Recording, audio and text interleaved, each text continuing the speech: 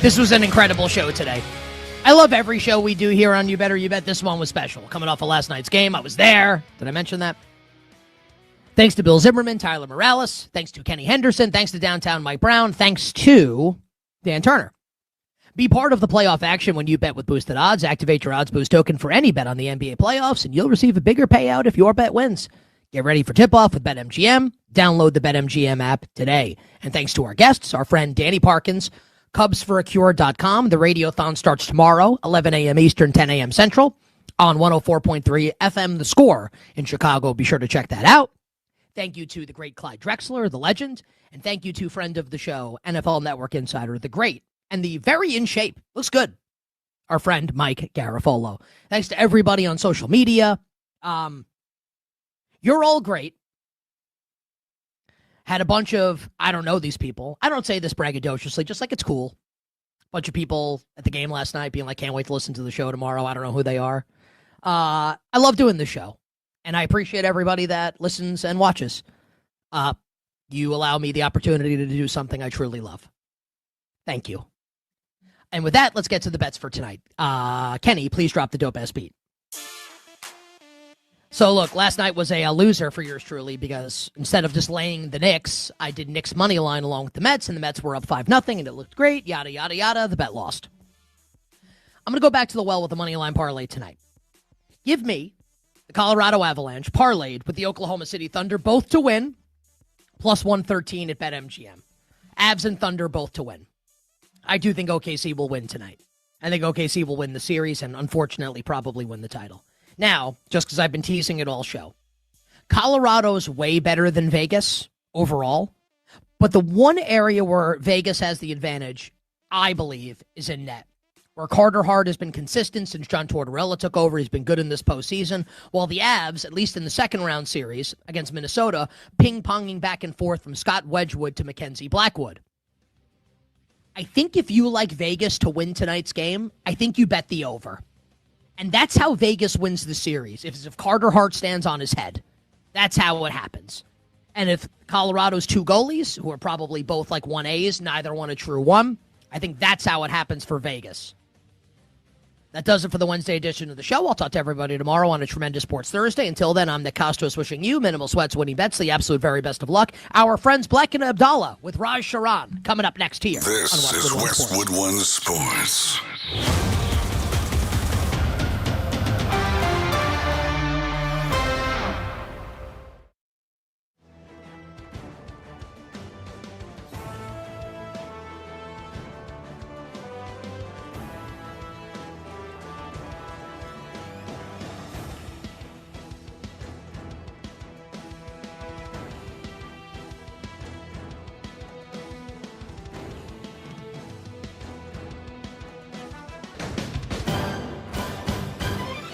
At the tone, the broadcast will begin in 4 minutes, 30 seconds.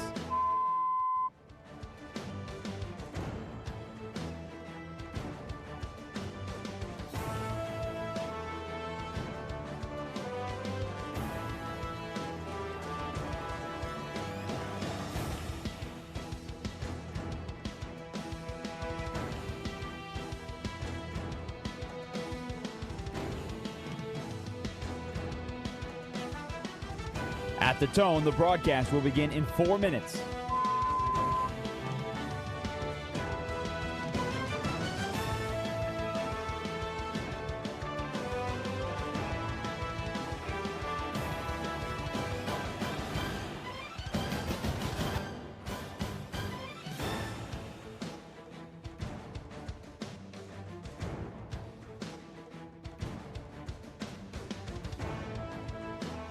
At the tone, the broadcast will be in 3 minutes and 30 seconds.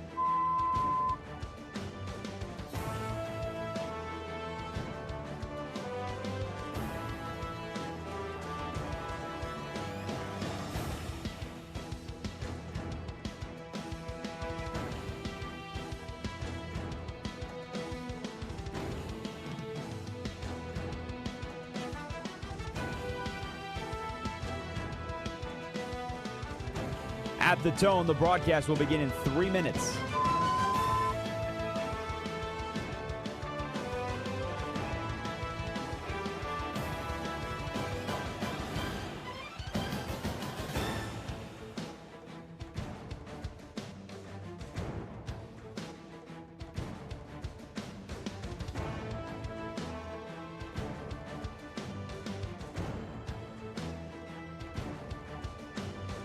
At the tone, the broadcast will begin in 2 minutes, 30 seconds.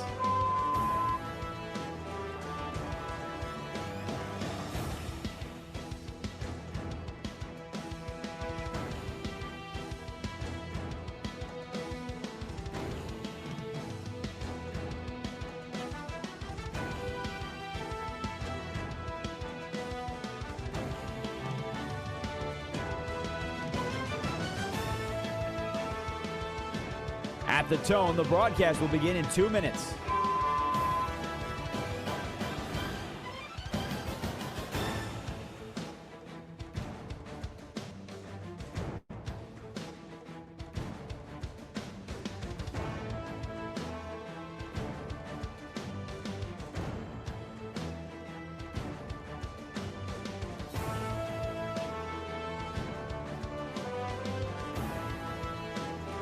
At the tone, the broadcast will begin in 1 minute, 30 seconds.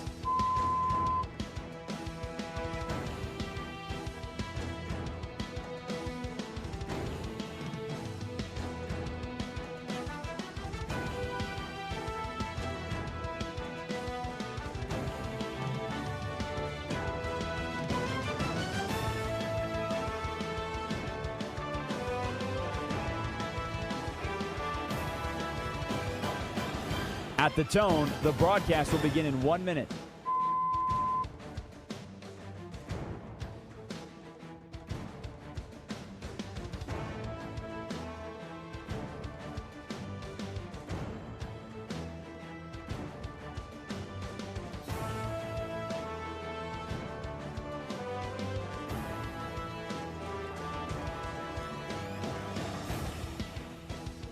Stations, this is your final time check. At the tone, the broadcast will begin in 30 seconds.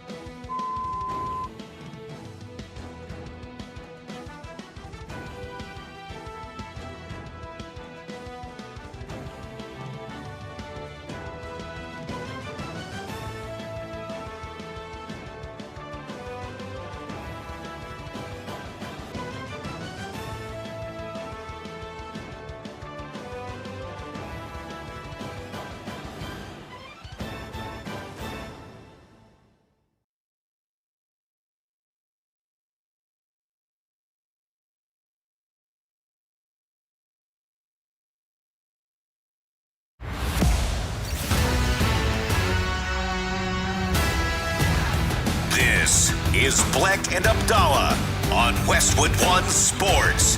Here's Chris Bleck and Adam Abdalla.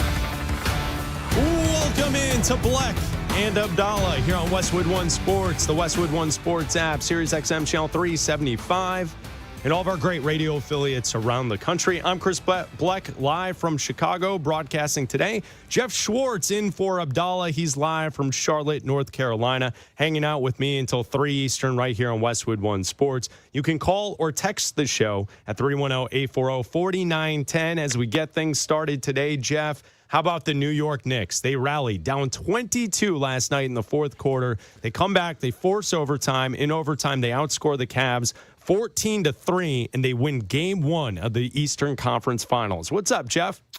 Teams down 20 with 7 minutes to go in the fourth quarter of playoff games.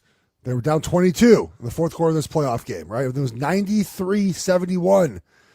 We're 643 and 0. Zero losses in the history of the league, up 20 points in the fourth quarter of a playoff game. And not only did they lose, they lost by double digits. The Knicks covered the game. They covered the game. They lost by double digits. They outscored 44-11. 44-11 in the last, essentially, 8 plus 13 minutes? Essentially, that's what it was. And look, the Knicks deserve credit for this as much as Cleveland deserves credit for blowing the game, right? Jalen Brunson, incredible down the stretch there. Big threes from Bridges and Shamet. Like, they made some plays as well, but look, this is a collapse of epic proportion from Cleveland, who I thought, outside of about a 3-minute stretch in the first quarter, really controlled the game, right? I mean, obviously, I'm not saying they went another 20 points, but coming off of the Game 7 victory they had, a lot of times we see game one a little bit slow, right? We saw this with Boston, not Boston, Sixers and Knicks, the first game, right? Like just Sixers just took a little bit of time to get going, and eventually, boom, the blowout happens.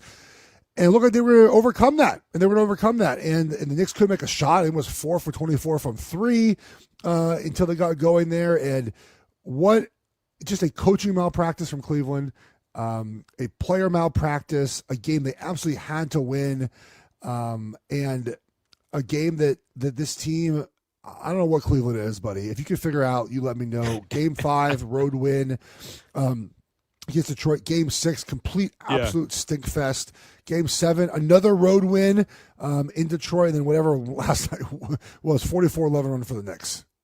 Yeah, I mean, like when you look at all of that, Jeff, and you look at the storylines from last night, right? Like we can go through all of the different elements to why it was great for the Knicks. When you look at it from the Cavs perspective, you know, Kenny Atkinson not calling a timeout as the collapse was taking place, you know, that you could look at that as like coaching malpractice, right? Like, and he's certainly a coach that I think a lot of people in the NBA think that if the Cavs were to have not gotten to this point, he would have been fired. So, like, I think that's one element. I think another element from the Cavs' point of view is I think that they had opportunities to win, obviously. Like, if a couple of three-point shots fall, the game's over, right? Like, there was an open shot from Sam Merrill where he had a chance. The bucket was there. The ball went halfway down and then popped back out. So, like, there was an opportunity there. You know, if Mobley makes a couple of those threes late, I think it was an epic collapse, no doubt.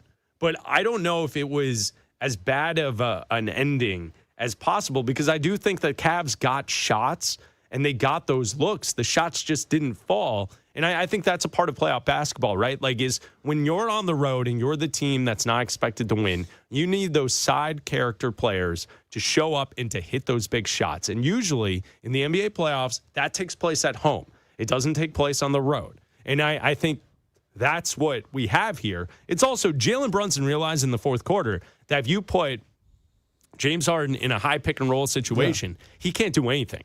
And he is horrendous on the defensive side of the ball. So Brunson attacking, putting him in those pick and rolls, making him have to decide between helping and then guarding the ball handler. Like, it all played into the Knicks' hands. And that crowd and that atmosphere last night in the comeback was an all-time game. It was great. And we've gotten 2 back-to-back all-time games to start the conference finals here in the NBA playoffs.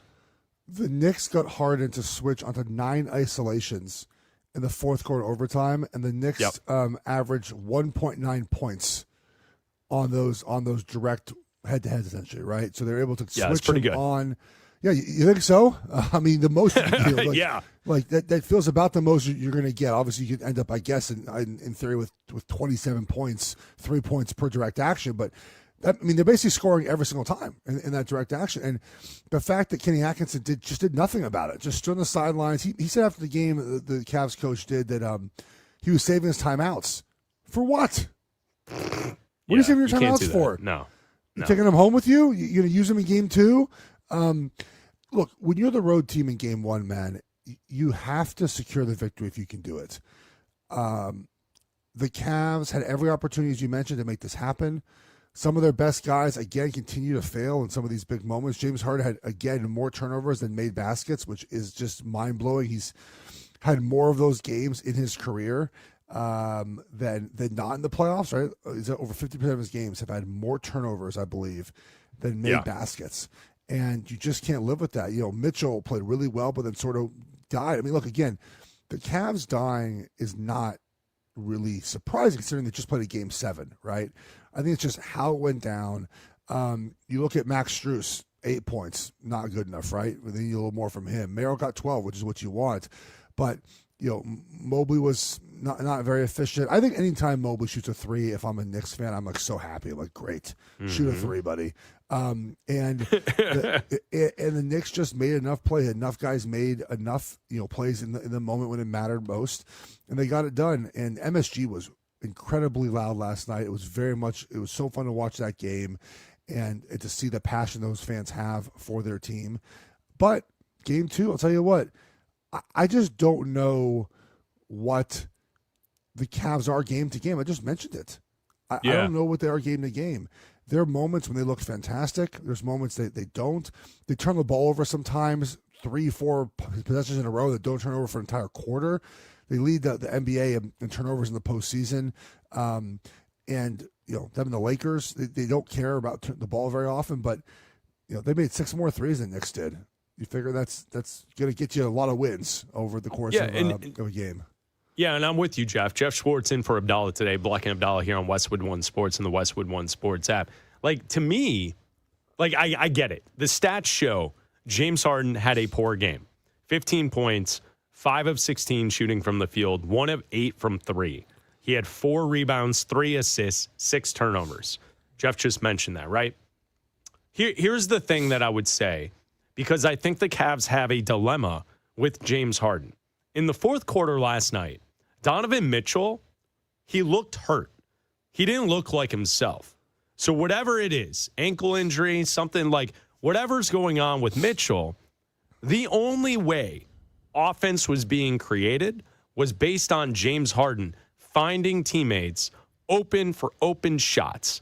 And so the dilemma is this. We can trash Harden and say he sucks. Look at the stat line. We can say he sucks. Look at the defense, right? But the only way the Cavs were getting clean looks at the end of the game and in overtime were plays off of Harden creating for his teammates.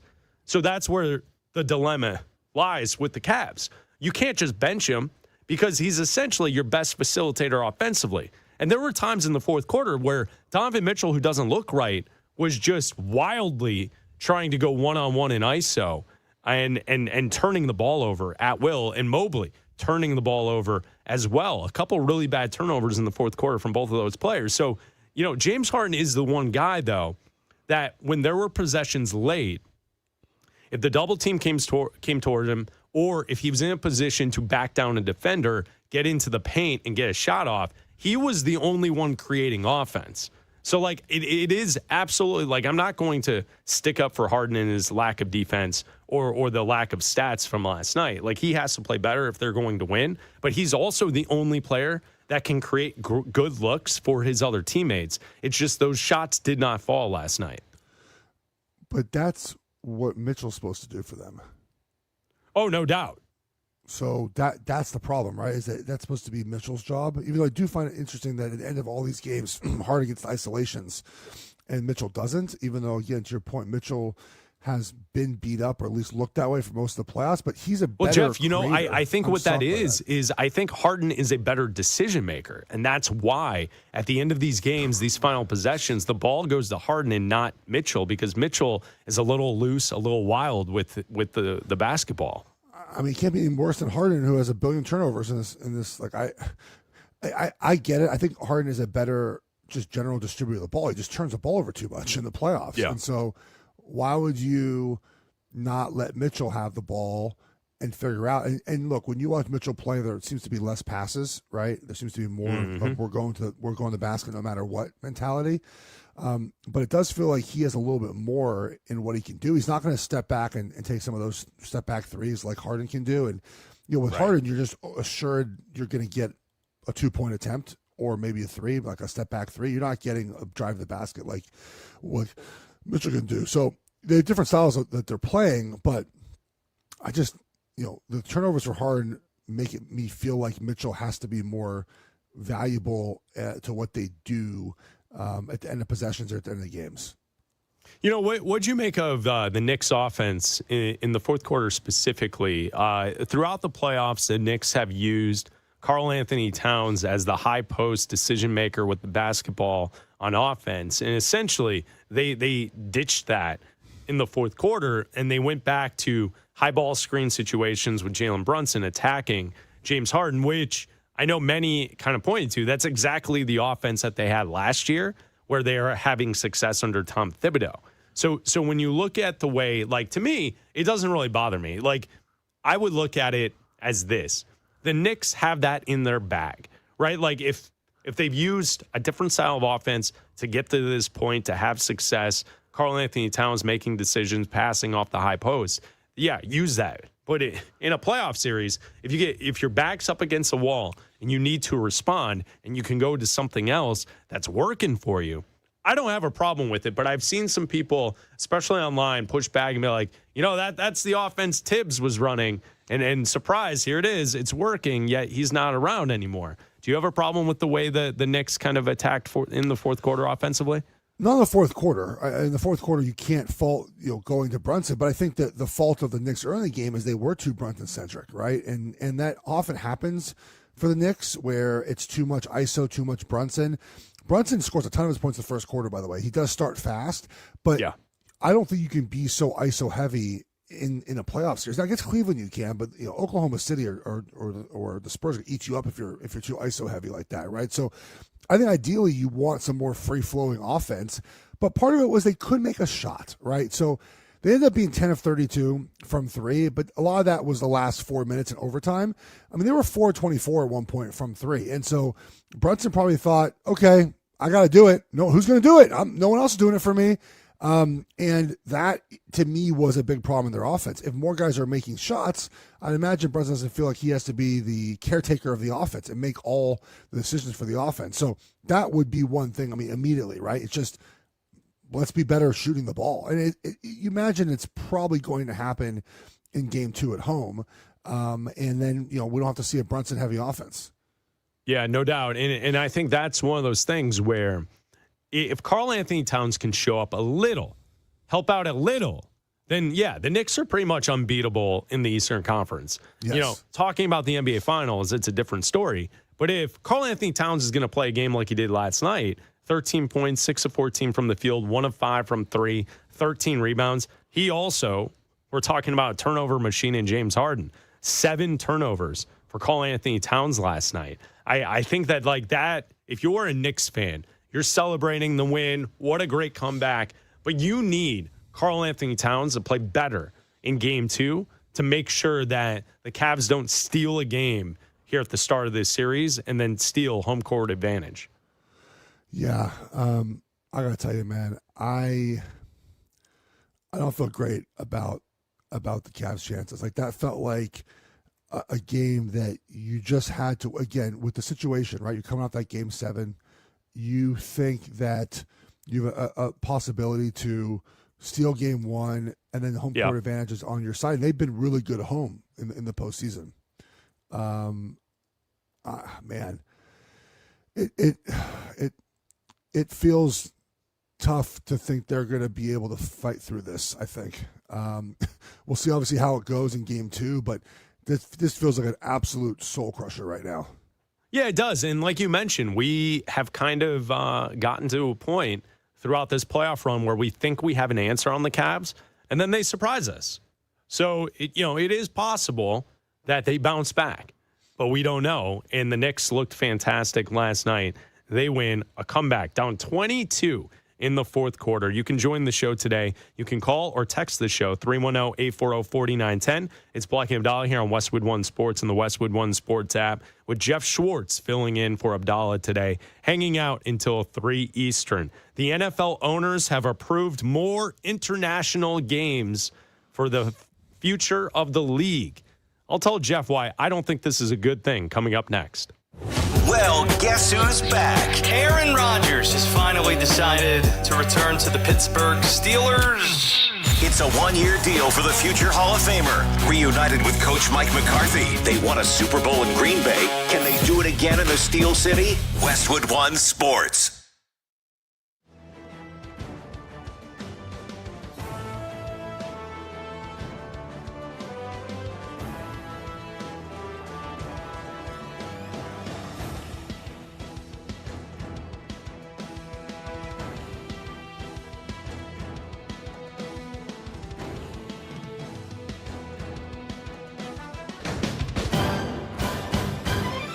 At the tone, the broadcast will begin in 4 minutes, 30 seconds.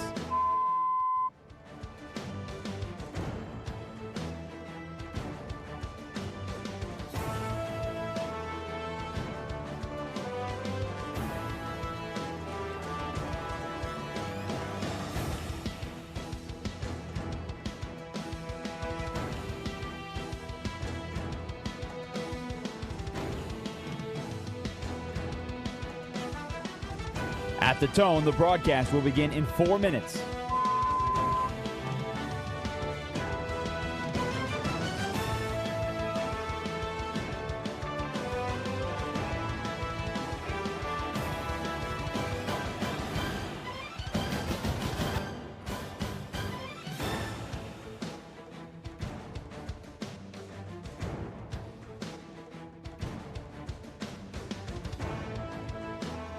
At the tone, the broadcast will begin in 3 minutes and 30 seconds.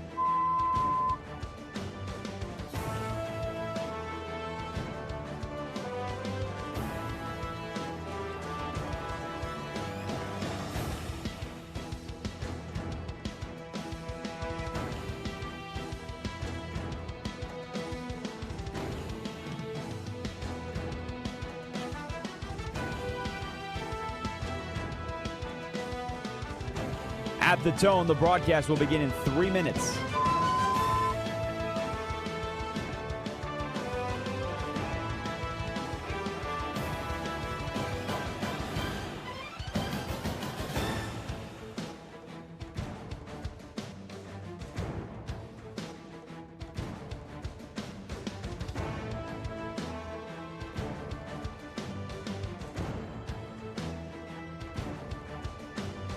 At the tone, the broadcast will begin in 2 minutes, 30 seconds.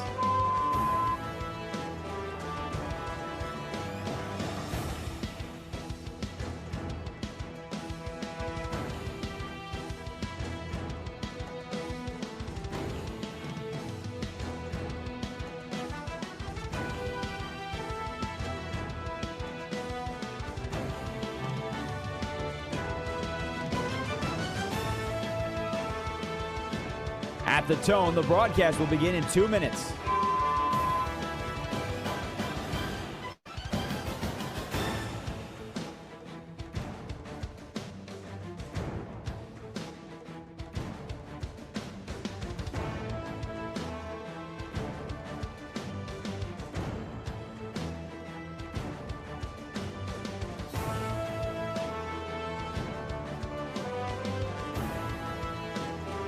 At the tone, the broadcast will begin in 1 minute, 30 seconds.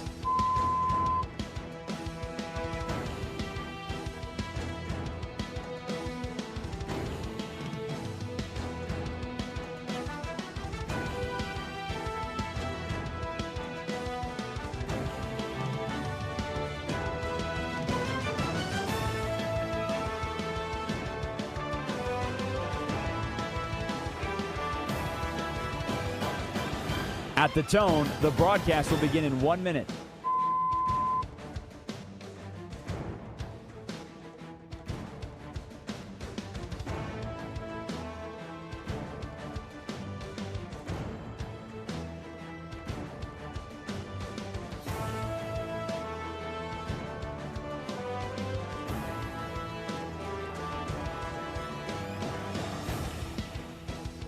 Stations, this is your final time check. At the tone, the broadcast will begin in 30 seconds.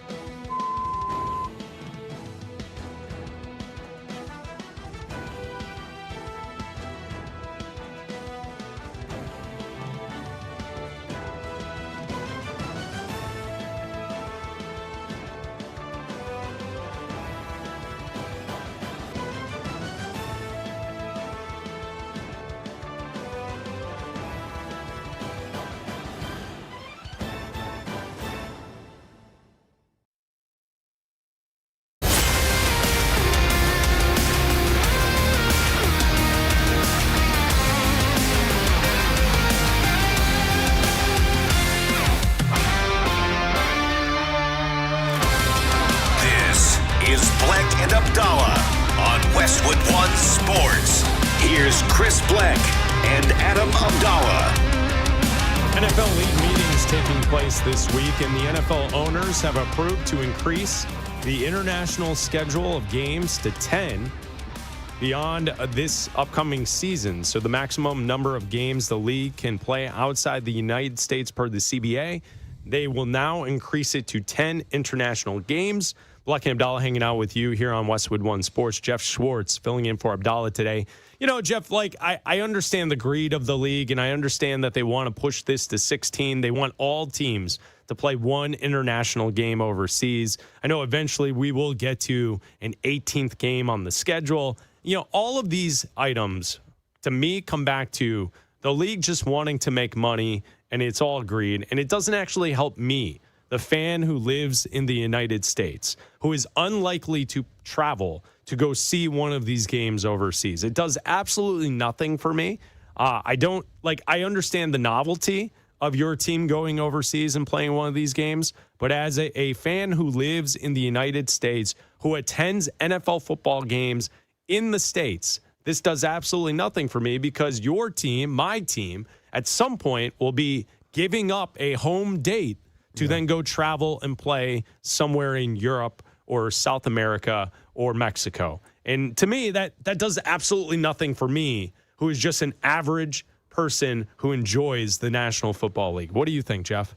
Well, I would say in general, everyone seems to be pricing out the average fan. I mean, I don't know if you've looked to go to NBA game this year. I mean, the Hornets have historically not been very good here in Charlotte. It's an arm and a leg to get my family to a game. I mean, even just going to a football game, the four of us, you know, tickets, decent tickets, and parking and food and beverage. I mean, you're looking at a lot of money to attend a game, right? So they're pricing out the average fan anyways. And their national series, it must be netting them a lot of money. Look, when you go watching them on television, the stands are full, which is shocking. I'm always surprised to see how full the stands are. So clearly there's a benefit financially for this to happen. And by the way, they're going to, I think, a minimum of 16-week slate for international games.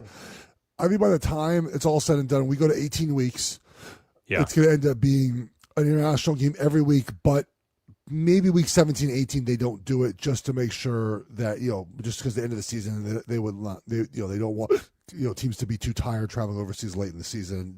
It's not really fair, right? But Robert Kraft has talked about this, the Patriots owner. When they go to 18 games, which is going to happen probably next year, they're going to get as many international games as they want. And the players seem to have no pushback to this. There seems to be no resistance to this.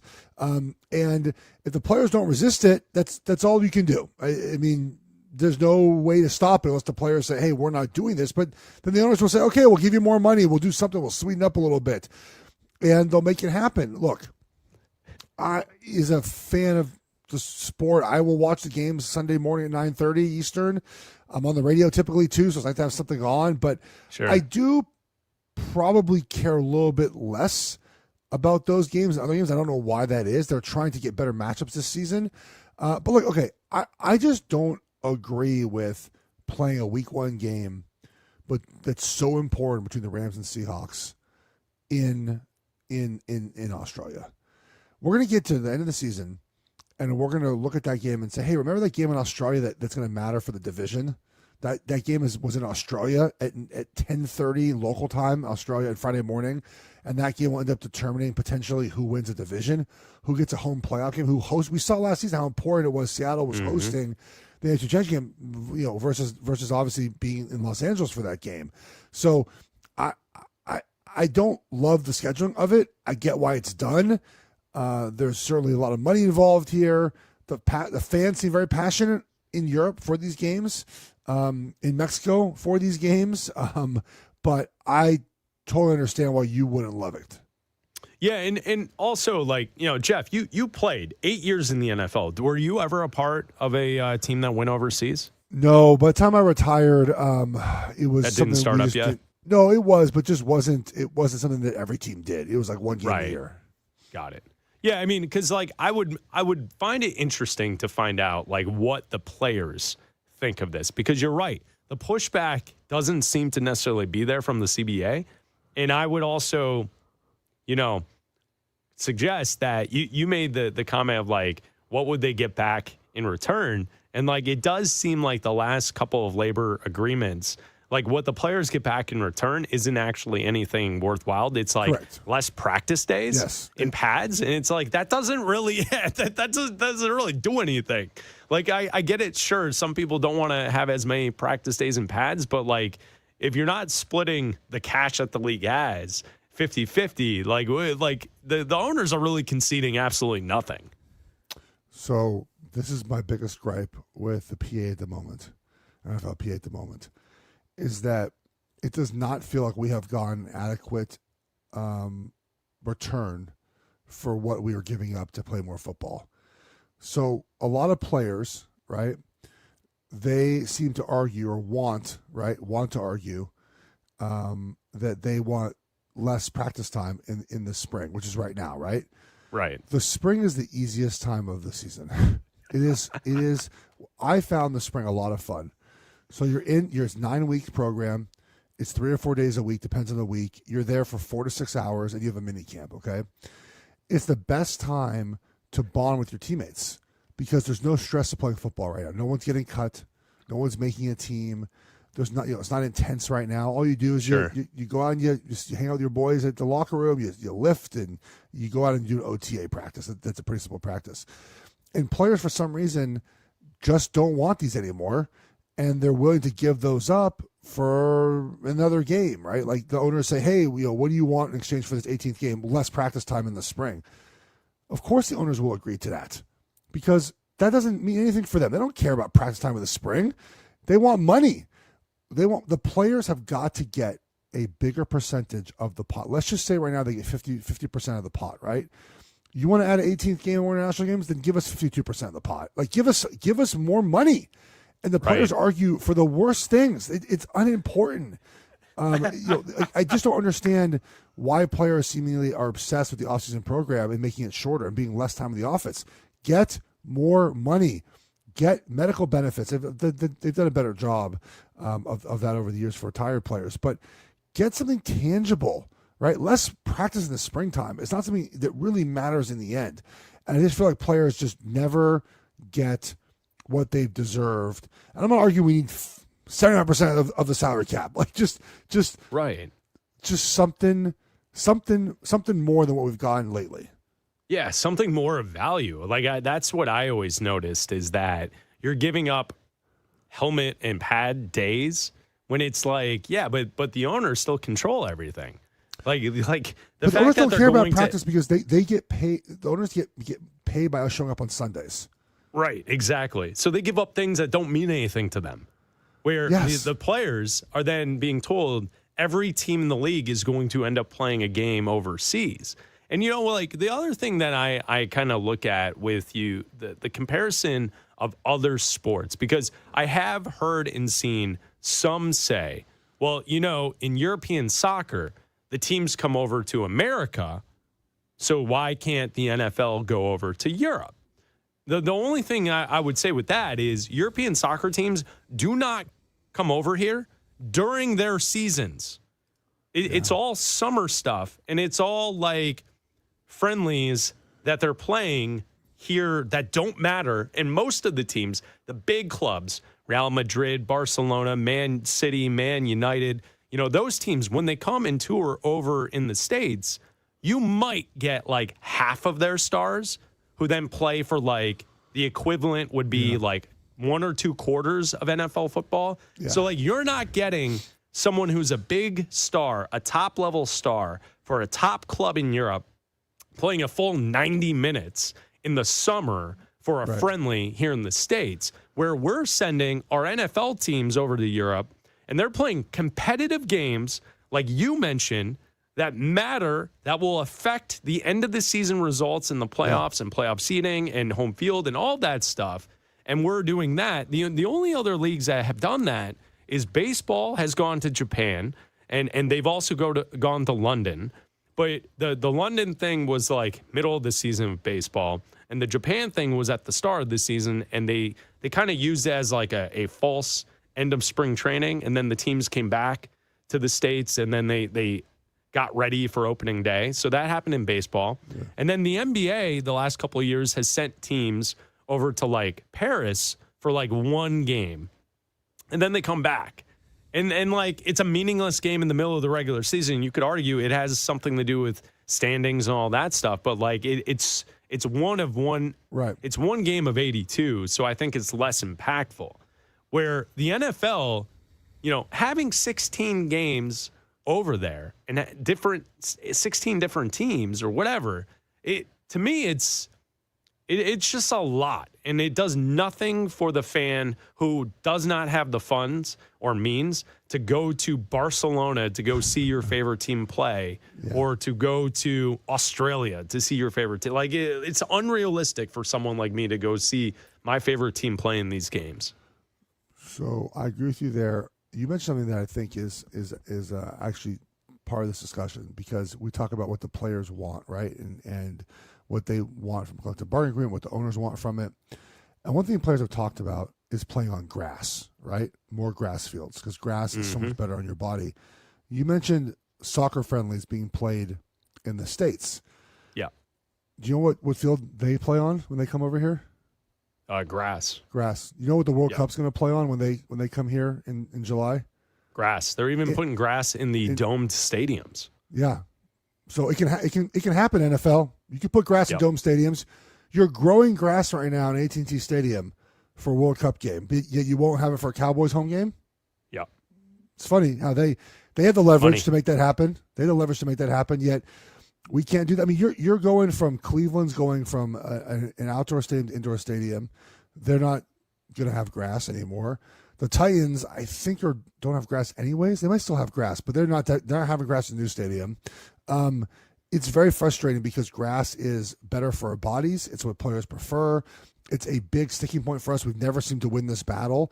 But if Vegas can grow grass and have it during the regular season and slide it in and out, if Arizona can grow grass in Dome Stadium and do it in and out, if the Cowboys right now are physically growing grass on their field to host World Cup games, there was a whole story about the guy who's doing it. He's putting the lights I saw that. To mimic the sunlight, even though it's sort of a half-open stadium at times. But so it can be done. It can be done if you actually put the effort in to make it happen. And the players have got to be stronger in this and say, hey, guys, part of the new CBA is we're going to play on grass. I don't care how you do it, make it happen. No, and I love that. I would also say, just as a fan watching, a game that's played on grass looks better on TV than a game on turf. It just does. I don't know what it is. There's the color. Maybe it's the fact that you see a little of the you get the stain, the grass stains on the pants as play takes place. It just looks right the way that is. And Jeff, you know what that is. It's all money, right? You know, there are teams around the world like Real Madrid. If you've got 5 minutes, look up their pitch situation, because Real Madrid keeps their pitch under the playing surface. And they have like an elevator system where they store the slabs of grass underneath where it would play. It's an indoor stadium, but it's real grass. Like, it's insane what the money can do. But the NFL owners are cheap, so they don't want to do it. And you mentioned all the different teams. Like, I'm broadcasting out of Chicago, and the Chicago Bears have still yet to say where they're planning on building their new stadium, if and when that ever happens. Continuing Indiana. to drag their feet. Yeah, it's so stupid. The whole thing is stupid. But there is a part of the conversation here locally where people are upset that this will be a dome stadium that will be on turf. And that's just not how football should be played. You should play football on real grass. It's just the way it should be. You won't find an argument against that from me, buddy. Look, could you do without the cold maybe of Soldier Field and the wind? I mean, certainly you could. You can make an argument, though, that there's a lot of home field advantage that in the playoffs, right? Being able to play a playoff go back game to in last that season, weather. right? And is that worth not hosting a Final Four or a Super Bowl? Right? I mean, that's why, right? The Dome Stadium allows teams to have a Super Bowl. They're just awarding a Super Bowl to Nashville with a brand new stadium. I bet Cleveland gets a Super Bowl with their new stadium. And imagine Chicago wants Super Bowl too, and they do. They want to host a Final Four in Chicago, right? You're not doing the United Center, too small. Even though I would argue that it's not too small. It just I find playing basketball games in football arenas kind of weird. But that's why it's happening, right? They want a stadium with a dome to get events, to get concerts, to get other things outside of using the stadium for 8 or 9 home games a year. Yeah, no doubt. It's Bleck Abdalla here on Westwood One Sports and the Westwood One Sports app. Jeff Schwartz filling in for Abdalla today here on the show. Pollen season is here, but a dirty car doesn't have to be. Wash it away with Tidal Wave Auto Spa for that quick wash and that clean car happy feeling. Find a location at TidalWaveAutoSpa.com. See, Jeff played in the NFL. He played for the New York Giants, spent a lot of time in the NFL. He's also known as an Oregon Duck, famously a Big Ten alma mater team. Right, Jeff? From the Big Ten, Oregon. The Big Ten seems to be driving the bus and the force for an expanded playoff in college football. They want 24 teams. We will get Jeff's thoughts on a 24-team playoff coming up next. The Rams, led by NFL MVP Matthew Stafford, headline the league with 7 primetime games. Catch them all on the Westwood One Sports app. The schedule is out, and we're breaking down what it means for your team. Westwood One Sports.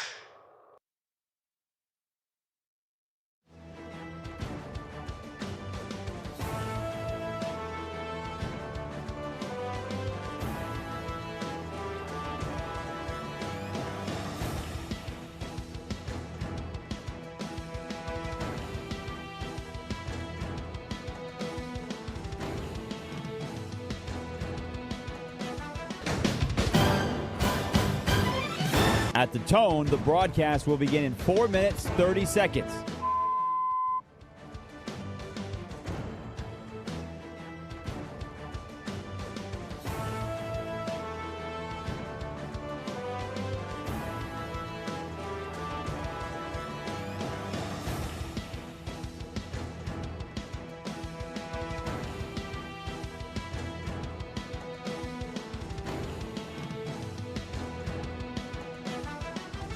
At the tone, the broadcast will begin in 4 minutes.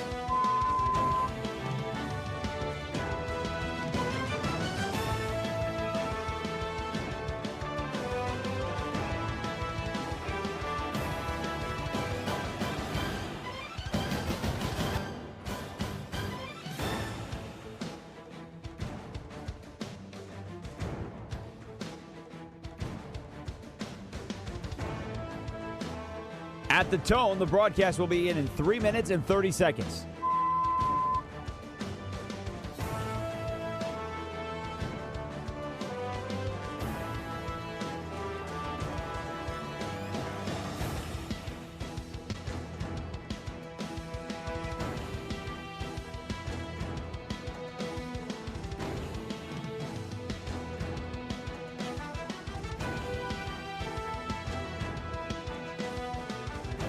At the tone, the broadcast will begin in 3 minutes.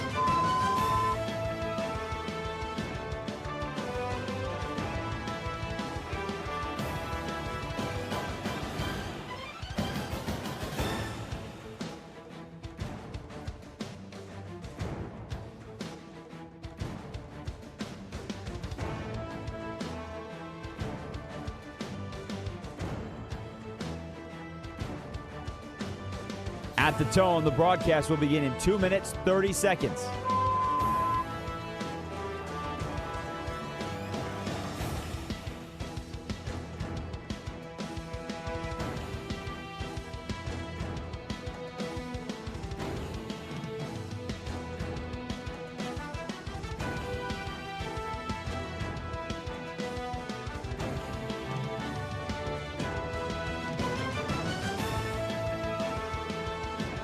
At the tone, the broadcast will begin in 2 minutes.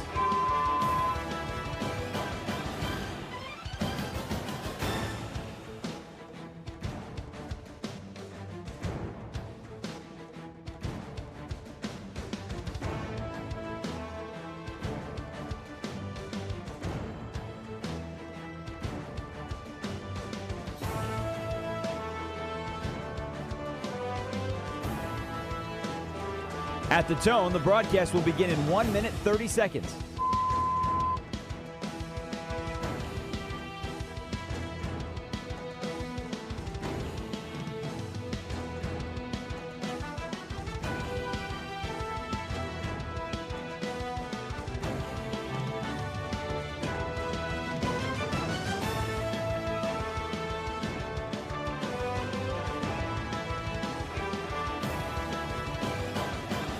At the tone, the broadcast will begin in 1 minute.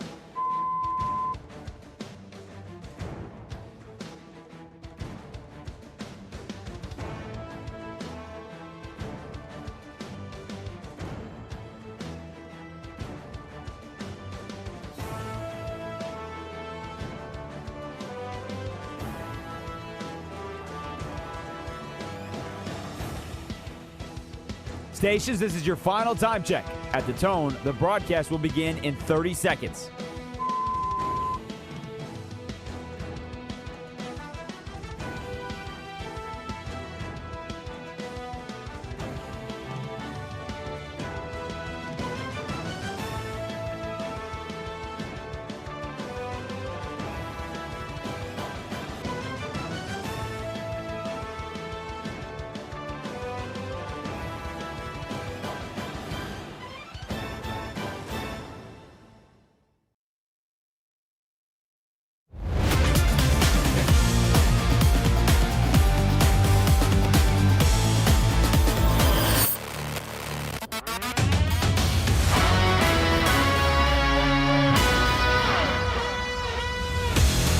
This is Bleck and Abdalla on Westwood One Sports.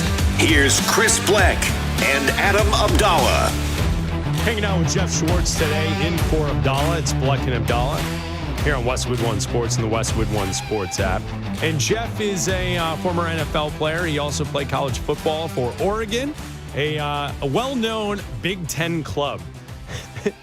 And I say that jokingly because as someone who roots and follows USC football and the fact that the Pac-12 does not exist in the way it used to just kills me every time that I joke that the USC Trojans are a Big Ten school or Oregon, the Ducks, are a Big Ten school.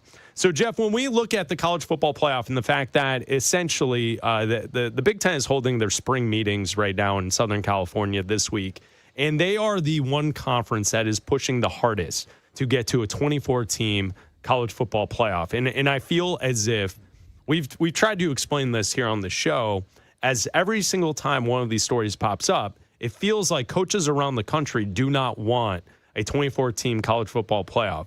But the coaches in the Big Ten are following the marching orders of the conference because what's at play here is that behind the scenes, the SEC is the conference that's opposing expansion of the college football playoff, and their number one broadcast partner is ESPN, and ESPN controls the college football playoff that currently exists.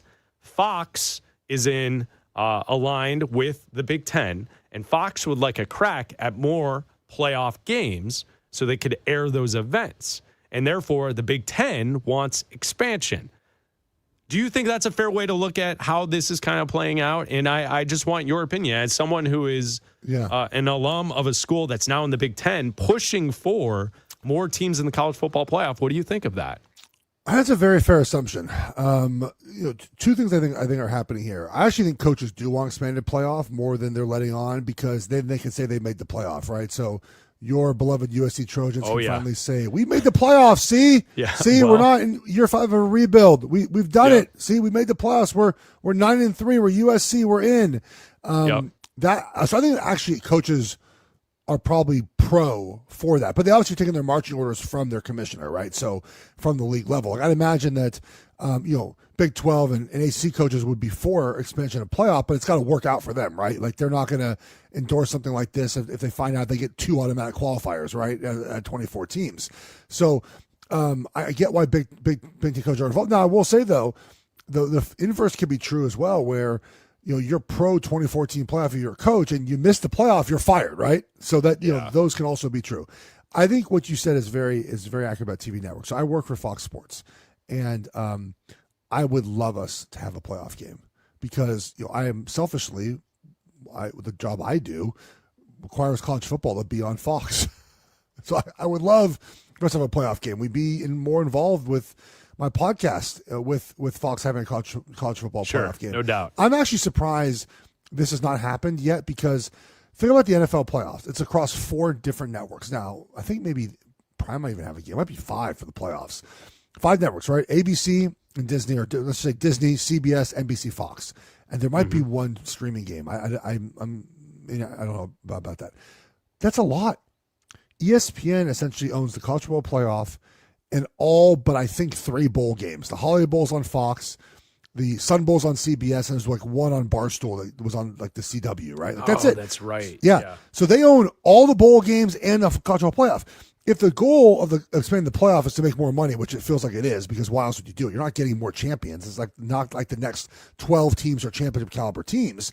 It's money. And the way to make the most money is to bid this out, right? Let Fox have a bid. Let NBC have a bid. Let CBS, let Amazon Prime, let Netflix, someone have a bid. YouTube have a bid on it. So if we're doing this for just greed, it's all we're doing it for is greed. We're not doing it to make the game better. There's nothing about this that makes the game better. Just put Notre Dame in the playoff last year and take out JMU. It was that simple. That was the correct fix. It would have fixed all of this. But 12 more teams is not 12 more teams to potentially win a championship. It's just 12 more teams in a participation tournament. I'm pro watching the best teams play each other. So I don't really feel like an 8-4 Iowa team or 9-3 USC team or 9-3 LSU team. Like I don't really care about them in the playoff. They're not winning a championship. They didn't do enough in the regular season. And the sense of urgency of college football is unlike anything other, right? You lose 1 or 2 games, that could be it for you. And so we're going to lose that if we go to 2014 playoff. Yeah, no doubt. And I think to me, the thing that I always point to is the reason I love college football is because every game matters.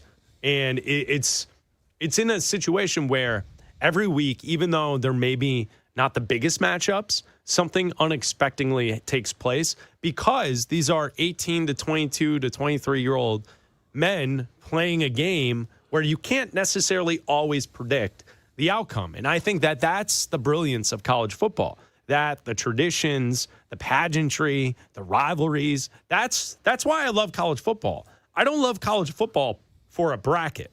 It's different than college basketball. College basketball owns it with the bracket. I get that. And that's why that sport is fantastic and that time of year is great, March. But with college football, anything can happen in September, October, and then, you talk about those playoff games as well. And if we just look back to last season, and we're talking about 24 teams, we're now debating teams who have 4 losses, 5 losses, getting into the playoff. What the hell are we doing? That's not college football. Who cares? Jeff, you said it. Who cares about the team that is, if we go back to last season, the 21st ranked team, Michigan, the Wolverines were 9-4. USC 9-4. They don't deserve to be in the conversation for the playoff. Those are by the standards of those schools and those football programs. What, Michigan is the all-time winningest program in college football history, I believe. They're like that, or it's Notre Dame usually, one of those two schools. I mean, 4 losses, that's a failure in most situations. And so, like, I get it from a coach's perspective, wanting to be able to say, yeah, we made the playoff. Like, cool, Lincoln Riley, you finally did something. It took long enough. But like, to me, it's not, I get that when the games take place, we will watch and we will enjoy. We will break them down. But when I'm thinking back to last year's college football playoff, like, yeah, Miami goes on the road against Texas A&M. They win a game, but it was kind of a sloppy matchup. I remember watching like an Oklahoma game where the game was over by the 3rd quarter and then it was just a blowout. Like, I don't think that the payoff of the actual games is worth disrupting and ruining the sport that was great to begin with. I'm going to strongly agree with you there, buddy. And it does feel like this sport is being governed by people that do not actually want what is best for the actual sport. The whole college football sort of landscape right now to me is just ludicrous. I'm in Charlotte, North Carolina, right? Yesterday, this whole week we have the ACC baseball tournament in Charlotte, North Carolina. Makes sense in Charlotte. Yesterday, There was a game played between Cal and Stanford here at Truist Field, 3 miles from my house. Cal and Stanford, for those who are unaware of geography, are in Northern California. Yes. They're about 30 miles from each other. All right?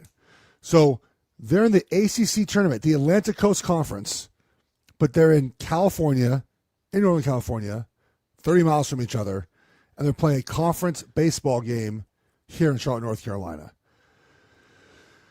We have a problem. It's not just not the way that this should be run, right? Yeah, I mean, so Jeff, like when you look at college football overall, and you look at, like, okay, so the scenario that keeps playing out in my head, 2014 playoff rivalry weekend, essentially, like what's at stake outside of bragging rights, right? Like the game, Michigan, Ohio State, for most of its history, has had an impact on the outcome of the actual season in college football. But if both teams, Michigan and Ohio State, are guaranteed to get into the college football playoff, and all they're doing is playing for seeding, like what are we actually talking about? Doesn't that dilute the game, the most important rivalry game that we have in sports in this country? So I will push back on that. I've heard this a lot when it comes to this discussion. I actually think that so the college you went to did not have a big football program, right? Am I right on that? No, I went to Columbia, which is an art school here in Chicago, so I didn't have a football program. Yep, you're right. So as someone who went to Oregon, our rivals are Oregon State and Washington, Michigan State. You're a USC fan now, so your rivals UCLA. Those games just matter so much to everyone in those programs. You're never not getting a full effort. Guys are not sitting out. It means something. Even when you're not good, it means something to beat your rival. Now, Michigan and Ohio State have played many games to get into a playoff, right? So that element will be gone probably forever, right? Ohio State's making it most years, so is Michigan most likely. So those stakes are not there, but the passion of winning that game for your alma mater, for your alumni, for your teammates, for yourself, is never going to change, no matter how many playoff teams we have. We beat Washington 4 times in a row when I was there. I couldn't be happier that we beat them 4 times in a row. We were a bowl team in one of the 3 to 4 years. And one of the years we weren't even good. We were 7-5 or something like that. But I always cherish beating Washington 4 years in a row. So I don't think that those games will change much. Maybe from the outside perspective of they don't like. From the outside perspective, it feels different because they're not determining a playoff spot. Yeah, and we'll continue with the college football talk as we go along here, as well as Jeff Schwartz is filling in for Abdalla today, Bleck Abdalla. Let's talk about Wemby and the Spurs coming up next. This is Westwood One Sports.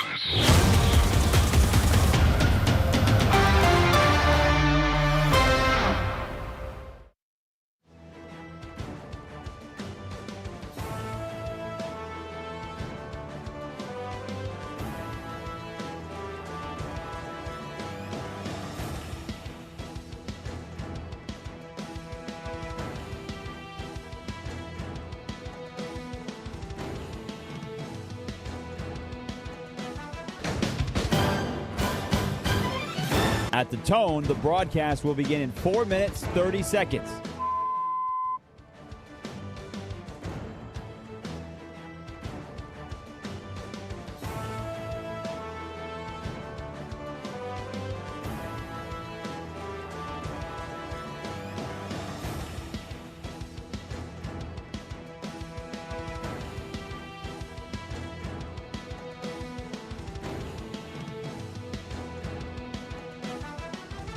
At the tone, the broadcast will begin in 4 minutes.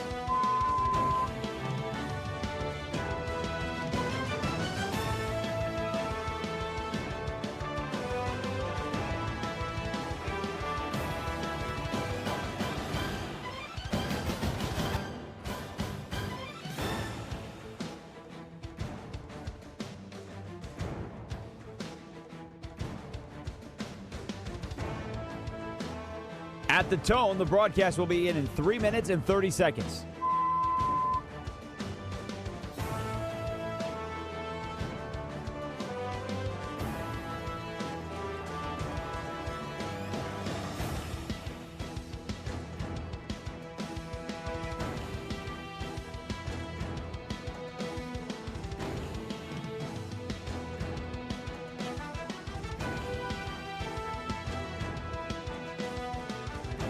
At the tone, the broadcast will begin in 3 minutes.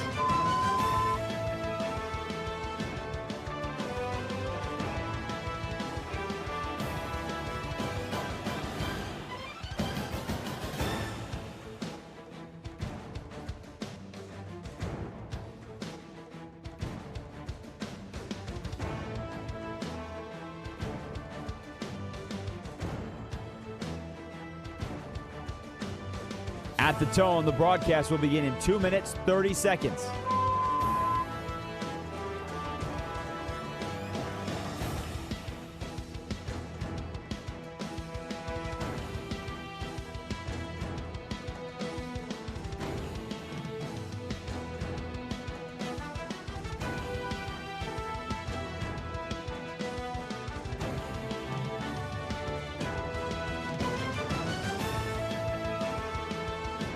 At the tone, the broadcast will begin in 2 minutes.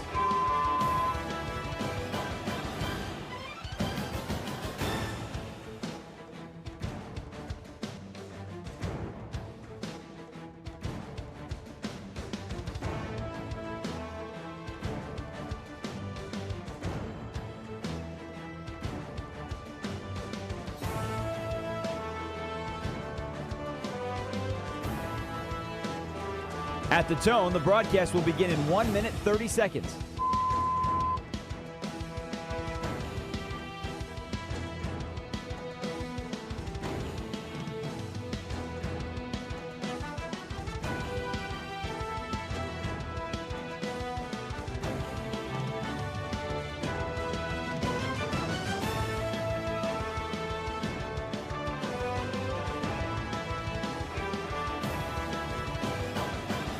At the tone, the broadcast will begin in 1 minute.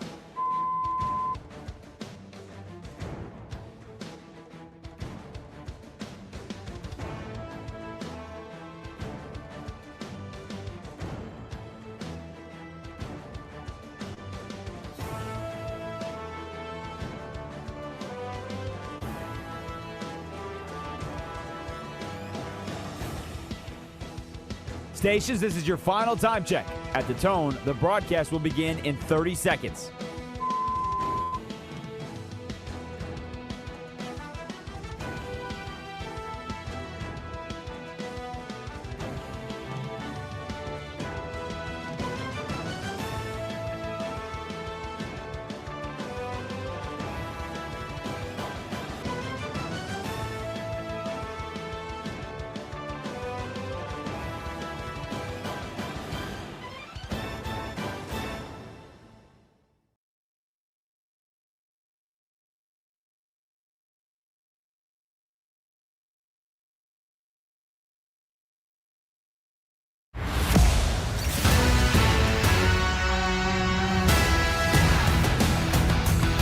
This is Bleck and Abdalla on Westwood One Sports. Here's Chris Bleck and Adam Abdalla. That's right, hanging out with you here on Westwood One Sports, the Westwood One Sports app, Sirius XM Channel 375, and all of our great radio affiliates around the country. I'm Chris Bleck, along with Jeff Schwartz today, live from Charlotte, North Carolina. I'm sitting here in downtown Chicago. We're hanging out with you until 3 Eastern right here on Westwood One Sports. You can call or text the show at 310-840-4910. We're still talking about the Knicks and their big rally down 22 last night in the fourth quarter to take game one of the Eastern Conference Finals. Tonight in the NBA, the scene goes back to Oklahoma City.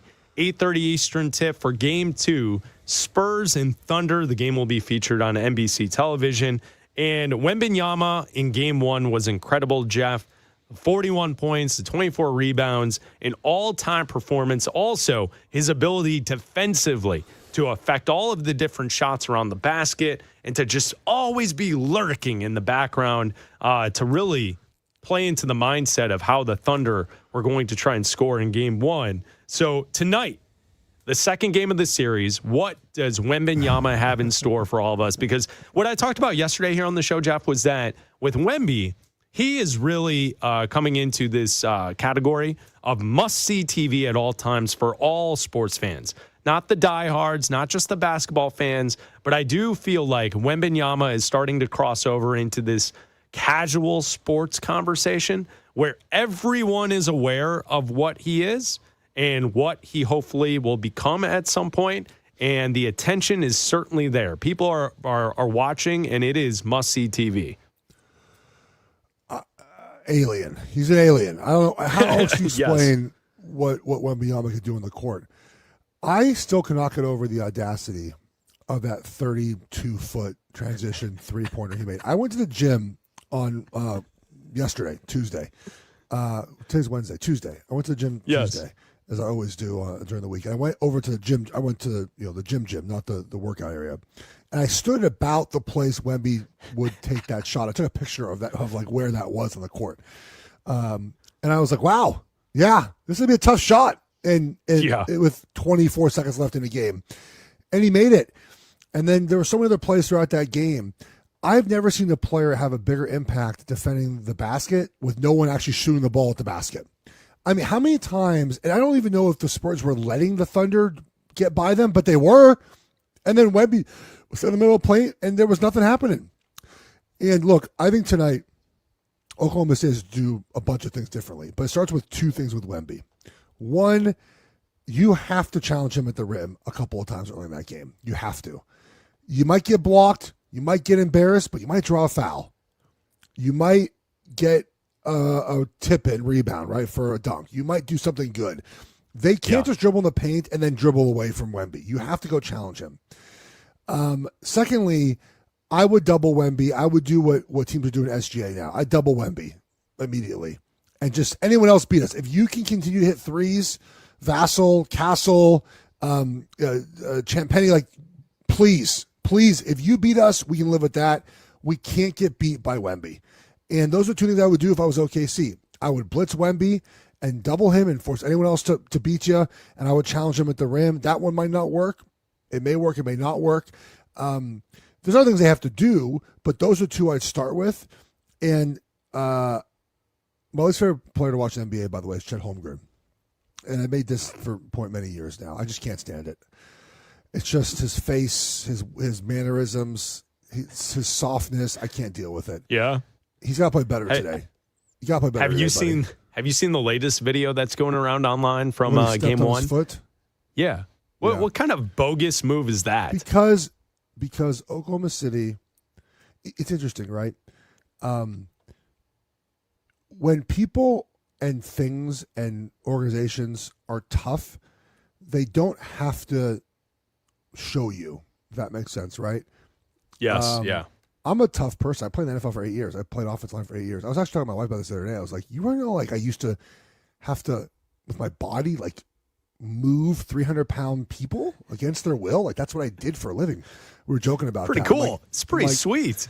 I'm like, I couldn't even imagine, like, touching my thumb right now would break if I, like, just hit one of my kids. It was, like, just disintegrating into pieces. And, like, but I don't act tough ever. What's the point of that? Oklahoma City at times feels like a team that tries to act tough because they're not actually, where the Spurs are a pretty tough team, right? Like, think about what they've done this season, the way they play basketball. I think Wemby, though, low key, like, he's a tough mofo. When you listen to him talk after games, when you just saw his emotion on his face when they were giving the MVP award to SGA, I think they're actually a tough team. And I think OKC is a fake tough team sometimes, and that's what they do, right? They step on your foot, right? They, Dort with all the stuff he does. And I think that's the big difference in this series. OKC, historically speaking, tonight is like a 25-point win for OKC. That's how historically the NBA has been. I don't quite buy it, to be honest with you.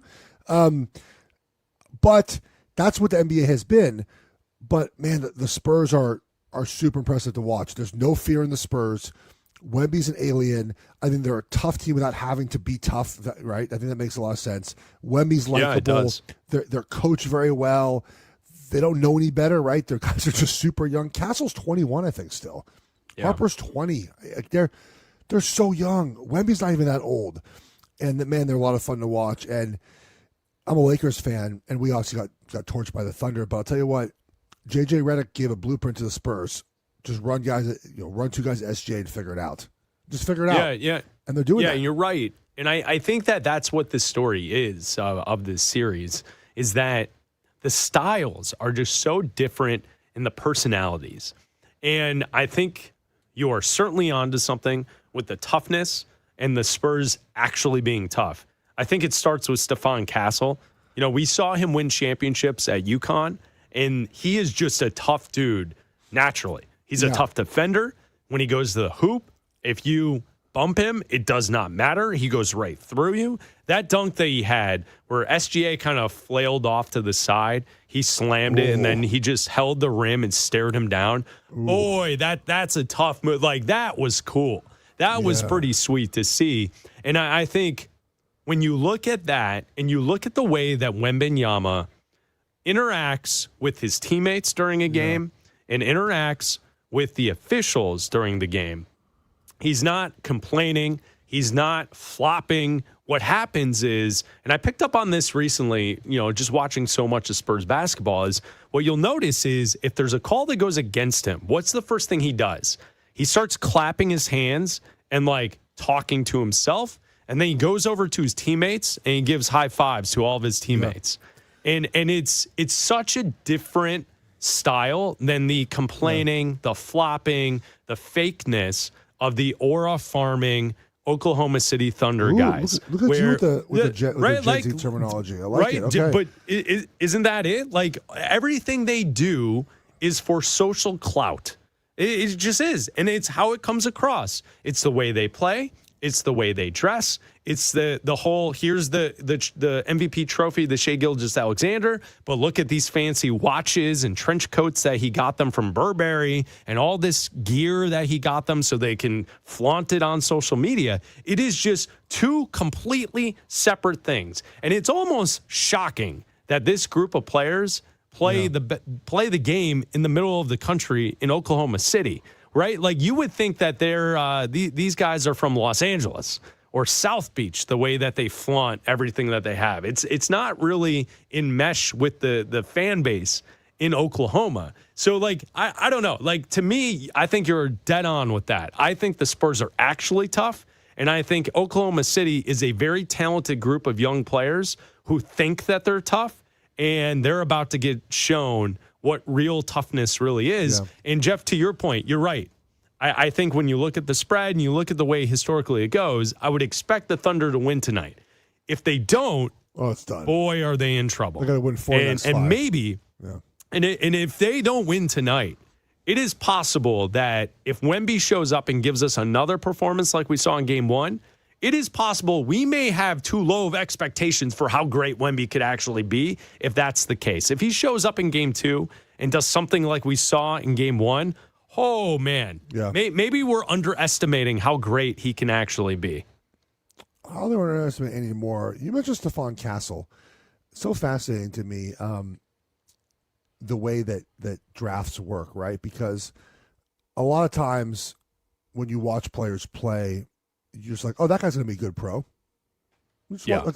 And then you get to draft combines and whatnot, and the attributes might not be perfect, and the size might not be perfect. But is anyone surprised Stephon Castle's good in the NBA? Is any surprise? None whatsoever. And yet, of course, Reed Shepard went ahead of him. Sarr went ahead of him. Yeah, where'd he go? He went 4th, right? Yeah, went 4th. And look at the rest of the top 10. I mean, this is a pretty bad draft. I mean, technically, he probably should have gone first. For the caliber of player that he is, correct. He could be the number one guy on a team. Yes. But it's like, this is where, the Spurs clearly, getting Wembanyama is the lottery ticket. But of course, getting Wembanyama and following up with drafting Stephon Castle and then Dylan Harper now solidifies that this could be a championship dynastic run for years to come. But I think with the Spurs, their superpower, right, is that what they've done over these years is get the generational talent and then build around him better than anyone else. You get Tim Duncan, right? Yeah. We build around Tim Duncan. You get Wemby. You build around Wemby. How many times do we see organizations get a generational talent and not really build around him? I mean, look, you can make an argument in the WNBA right now, like Indiana Fever not doing that to Caitlin Clark. Like, they're not building a team around her. I think that makes a lot of sense. How many times do we see teams do this? It takes them years sometimes. Or a team wants to trade, I think Giannis probably not the best example because they did win a championship, but like that team right now is done. Like, he's got to leave. He's got to move on. And for 1 year, they sort of got magic and made it happen. But we see so many teams, NFL-wise, NBA, just blow rosters around generational talents and not be able to utilize them to the best they can. the Chiefs did a great job building around Patrick Mahomes. That's why they won so many championships. Generational talent, you got him, let's build around him. And so many teams mess that up, and the Spurs just never do. They never mess it up. Or at least they haven't since they got Tim Duncan, essentially. And that is why they continue to be good. They find the right pieces. They draft the right players in the right situation. Look at Harper. Look what Harper's doing right now. Fox goes out. All of a sudden, Harper becomes this, and he's been this way for a lot this year, like an unstoppable force at the rim. Made some threes, played good defense. I think it's, I have it right, 7 steals. Is that right for game one? Yeah. And like his sagging off and playing the passing lanes was a game changer in game one. And I would say I'm so impressed with his body control because he can get to spots, and what he's doing offensively is he's setting up the defender for the second move, right? Like he's manipulating the defender, getting to his spot, and then getting to the right pivot foot or the right lean where he can then get a layup off the board or a little touch shot in the paint. Like it's very impressive for a young player to play with that type of control with the ball in his hands. So, yeah, I mean, it's extremely impressive the way that the Spurs are built. And we'll see. In tonight's must-see TV, because I think Wemby has definitely gotten into the category of must-see athletes in sports today. If you want to join the show, you can call us at 310-840-4910. Bleck Abdalla here on Westwood One Sports and the Westwood One Sports app. So the game tonight, Thunder and Spurs, 8:30 Eastern on NBC. NBC yesterday held a conference call with different media outlets to promote the games in the Western Conference Finals. Tracy McGrady and Carmelo Anthony were on the conference call. Raj Sharon, producer of the Bleck and Abdalla show, jumped on the call and asked a question. Take a listen to this. And the next question comes from the line of Raj Sharan with Westwood One. Please proceed. Thank you, guys. Not just seeing all season long, but then really punctuated last night. The Spurs and the Thunder seem so far away from some of the other contenders in the West. I'm curious, based on what you guys have seen, specifically teams like the Timberwolves, the Nuggets, the Lakers, what things do they need to do? What sort of strategy should they attempt to go into the offseason to try to close the gap with the Spurs and the Thunder, especially after what we saw last night? Well, I think with a team like Denver was on their way to really creating. When you look at OKC and San Antonio, they have incredibly amazing depth. And that depth is they can rely on these guys to be able to, carry them for a night, whether that's for OKC, whether it's, Cason Wallace, it's Isaiah Joe or AJ Mitchell. And in San Antonio, you have the Dylan Hoppers and the Vassell's, the Keldon Johnsons. Well, Denver had worked on, building their roster for that because they brought in Cam Johnson. They brought in Tim Hardaway Jr. They brought back Bruce Brown. So they were building for that. In these playoffs, they just wasn't healthy. They had their two brutes, their two tough guys, and Aaron Gordon and Peyton Watson. Those two are vital to their success. So that's why with them, I thought they were built for, OKC or San Antonio, but they wasn't healthy. And the same with Minnesota. I mean, Minnesota, I felt like they didn't have their health with Ant-Man being amazing and what he was able to accomplish his last 2 years. It was just health for them. I think he can compete with anyone when he has a healthy roster. Carmelo, do you want to add anything to that? The teams that's in the West, and we're watching the two best teams in the West. Who's the best team in the West? We're going to find that out soon. When you talk about other teams that's in the West and what they have to go to, and you look at the formula of what the Spurs and OKC have done, they've built through the draft. They've drafted a lot of these guys. They went out there and they, scouted and they looked at the development process and they actually developed a lot of these guys too. So it's been a buildup of just development in a lot of these and those two organizations. So with that comes more depth, more players that you can develop, more guys that you can bring them through the program, teach them what you want, give them a role, and now you feel like you're a part of something bigger.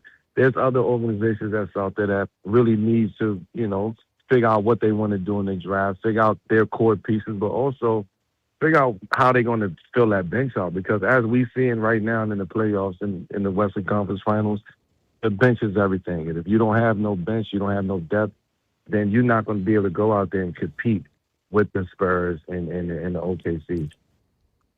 So there you go. How about Raj? What a great question, Raj. There it is. Raj Sharon on the conference call. Long Next answer question that he got. comes from the line of Raj Sharan. with Westwood One. Please proceed. Please proceed. How about that, Raj? Good job.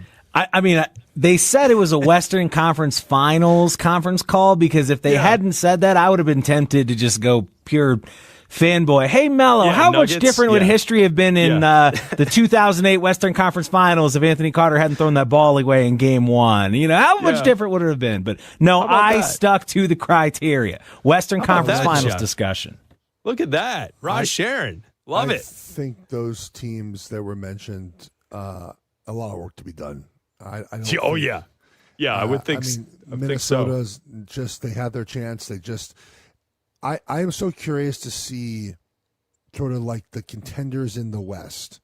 So let's count OKC as for this discussion. Let's say Spurs are 1 right now, just after Game 1, they're 1. Yeah. OKC, Minnesota, Los Angeles, Denver, they're all going to have to get a Wemby stopper. Like, they're all going to have to remake their teams to get someone to guard Wemby or two someone's. I saw after Game 1, everyone was talking about the Thunder got to trade up for the Mara kid from Michigan. Like, that's what, you know what I mean?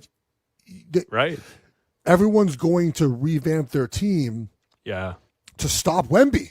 That's what they're going to do. Even if OKC wins this series, that's not going to be. It's going to be, how do we get a Wemby stopper? How do we get someone to stop this alien? That's how you know the impact, right? Because in sports leagues, we see this often where, a superstar arrives who's so good, teams build their entire franchise around trying to beat that one player. And it feels like everyone's going to build their franchise around, how do we get someone to stop Wemby?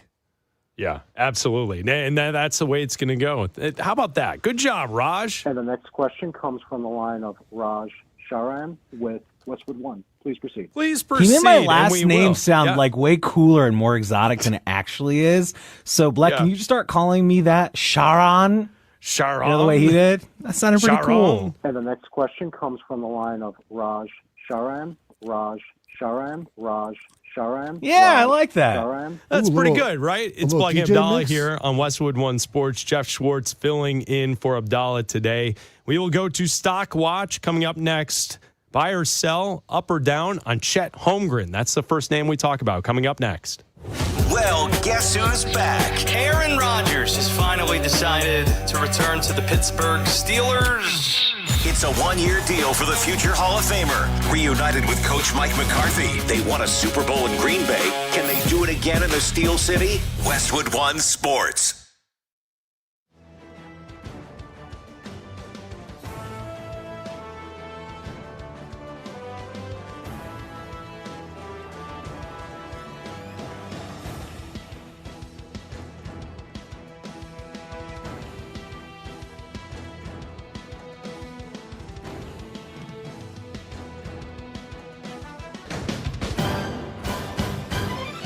At the tone, the broadcast will begin in 4 minutes, 30 seconds.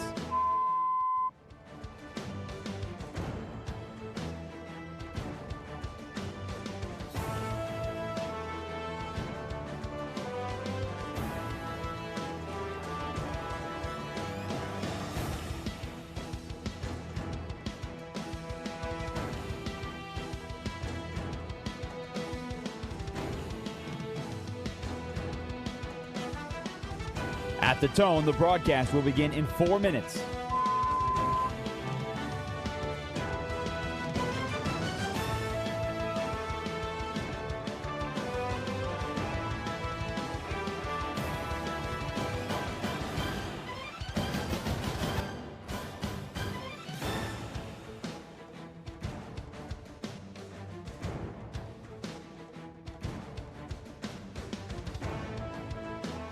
At the tone, the broadcast will be in 3 minutes and 30 seconds.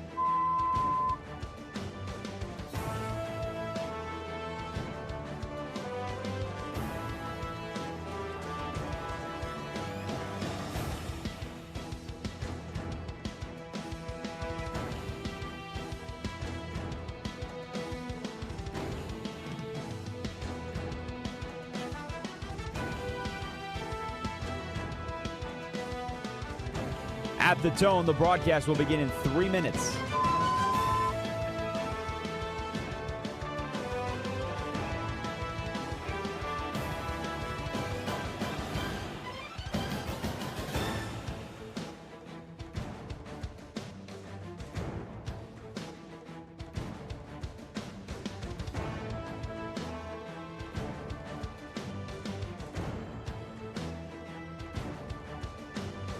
At the tone, the broadcast will begin in 2 minutes, 30 seconds.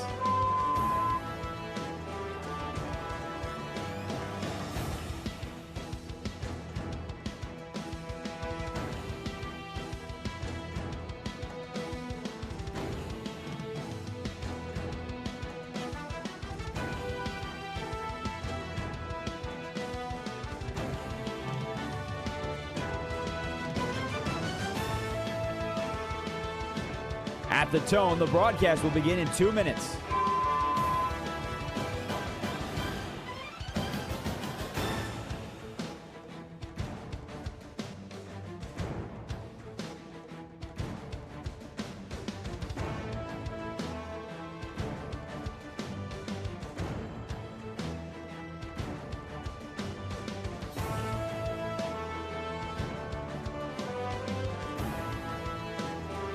At the tone, the broadcast will begin in 1 minute, 30 seconds.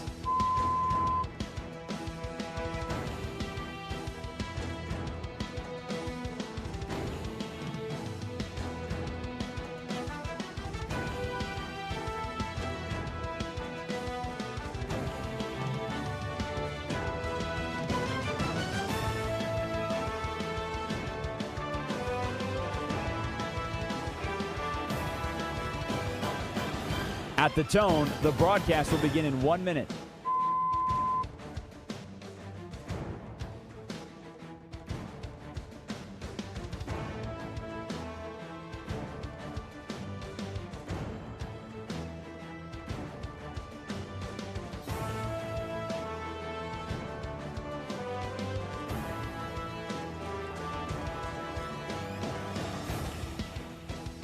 Stations, this is your final time check. At the tone, the broadcast will begin in 30 seconds.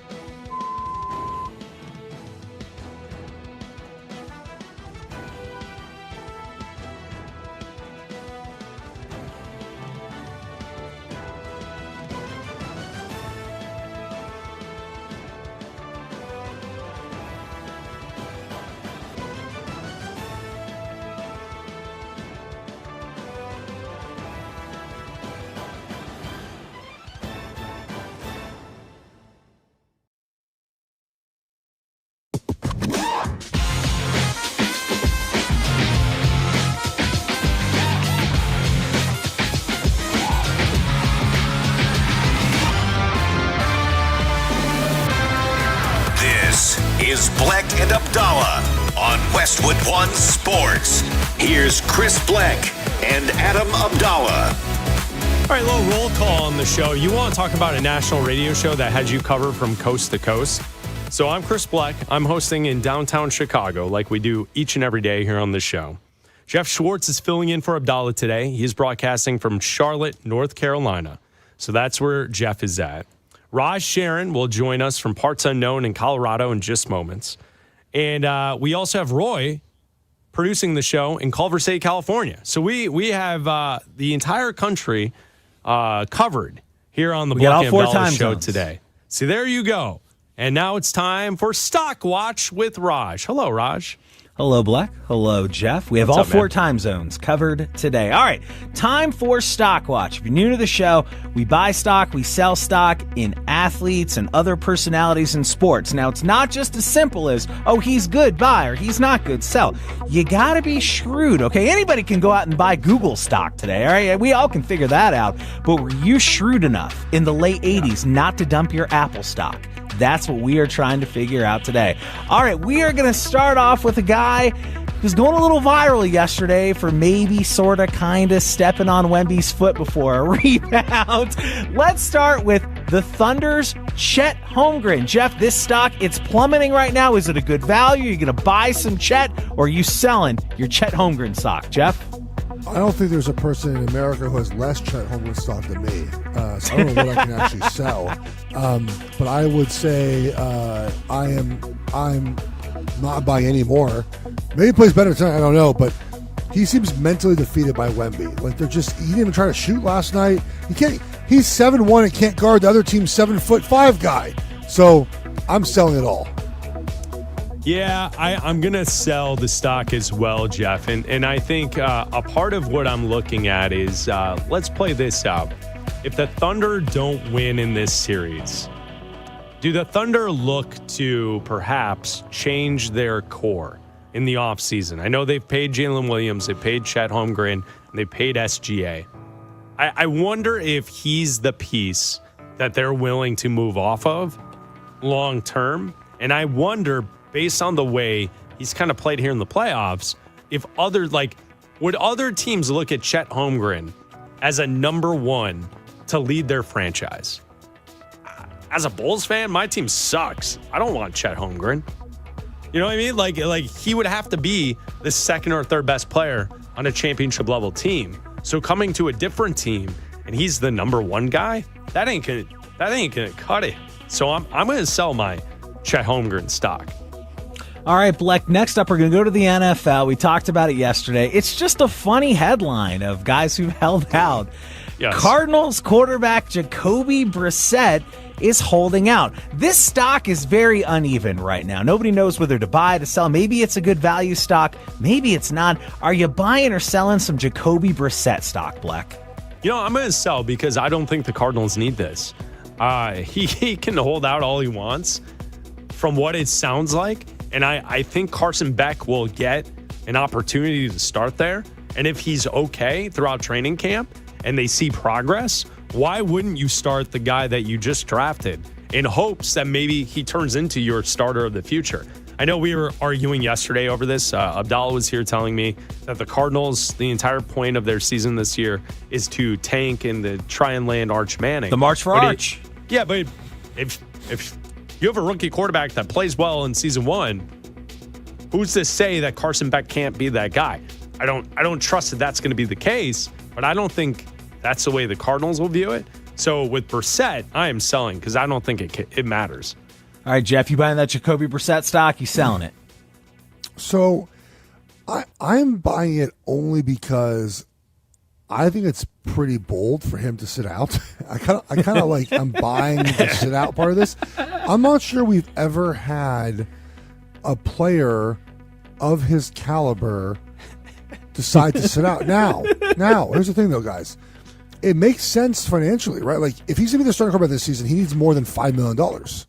Like I'm for the general idea of him sitting out. I just find it fascinating that we've never had a quarterback like him decide to take off to OTAs. And again, guys, OTAs is like the only chance you have to show any sort of like leverage you have, right? So like this is it. So I get why he's doing it now, but man, I just never would have imagined a player like him sitting out. It is fun. It's just a funny headline. Jacoby Brissett is holding out. All right, back over to the NBA, guys. It is not often that we see a likely future Hall of Famer stock this low. I mean, they're practically giving this stock away. Jeff, are you buying stock on James Harden? After what you saw last night, you can get it for pennies right now. Pennies for a James Harden stock. Jeff? Okay. Give this to me like we're buying the stock in him playing better, or just maybe he's going to play better. Maybe it's you know what? It's so low. I'm going to buy it and hold it long term because next season when he's on his 19th team or whatever it is, he's still going to be an all-star caliber player. And I bought this stock for like a penny when it was at its absolute lowest. No, I'm going to sell it. I think that at this point we know what he is, and if you think anything otherwise, then you're kidding yourself. However, he's a Hall of Famer to make the Hall of Fame. It's just there's a limitation in the playoffs. For whatever reason, there's a limitation in the playoffs. He just doesn't have it in the postseason. All right, so I'm going to buy, and this is why. If the Cavs win this series, he will had to have played well. That's it. So if the and I don't think they're going to win this series. I think the Knicks are going to go to the finals. But if the Cavs do end up winning this series, it's going to be because James Harden played well at some point. They can't trust anybody else on offense with the ball when you watch Cleveland. He's playing terribly last night. They have to leave him in. So to me, I'm just buying the stock because if it's a lotto ticket and somehow he plays well here the rest of the series and the Cavs go to the finals, all right, you made a profit. I can see that. So I'm going to buy the James Harden stock. All right, Bleck, let's go back over to the NFL. A name, surprisingly, we've actually talked quite a bit off and on this year. He kind of got dogged by his own ownership.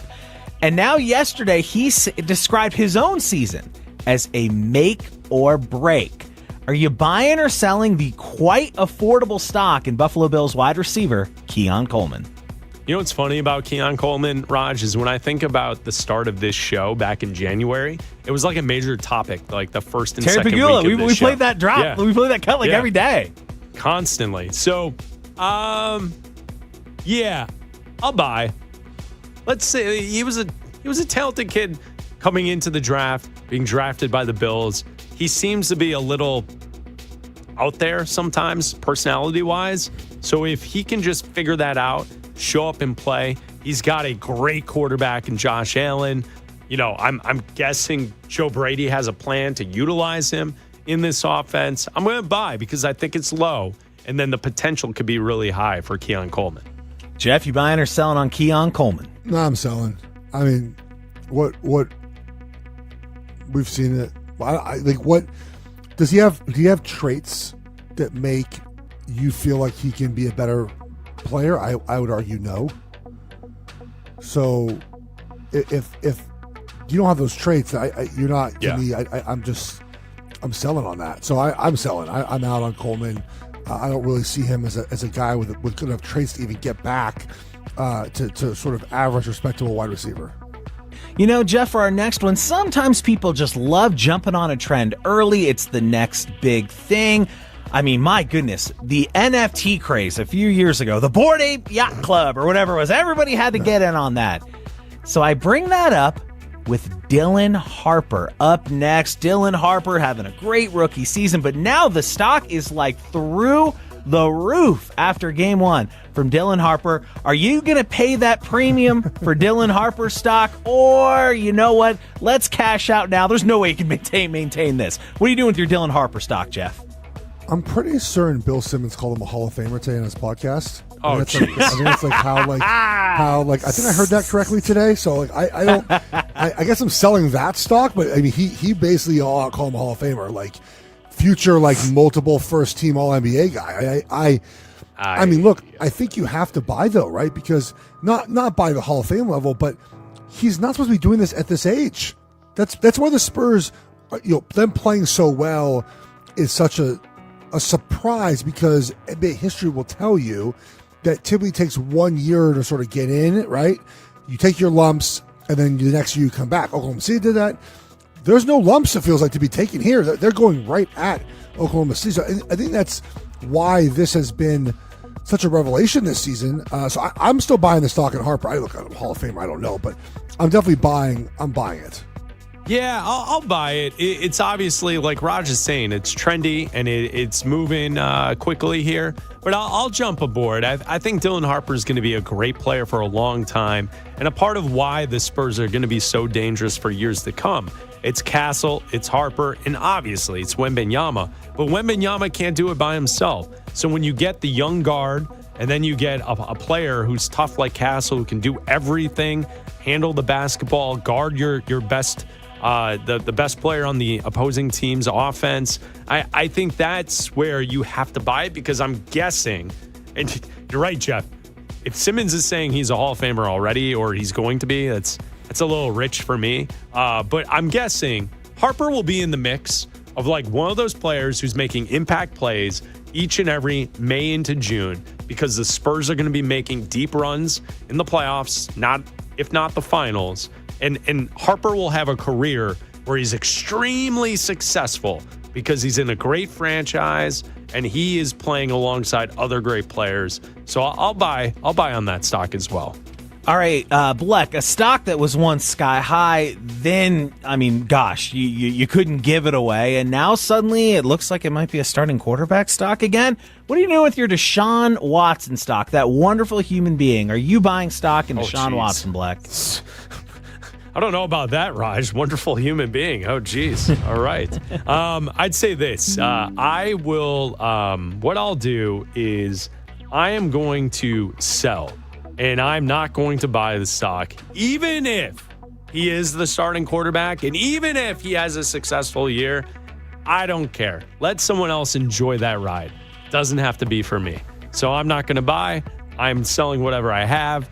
Good luck to you, Deshaun Watson. That's Jeff, my answer. Deshaun Watson. I imagine me and you and Raj have the same amount of stock in Deshaun Watson, which is 0.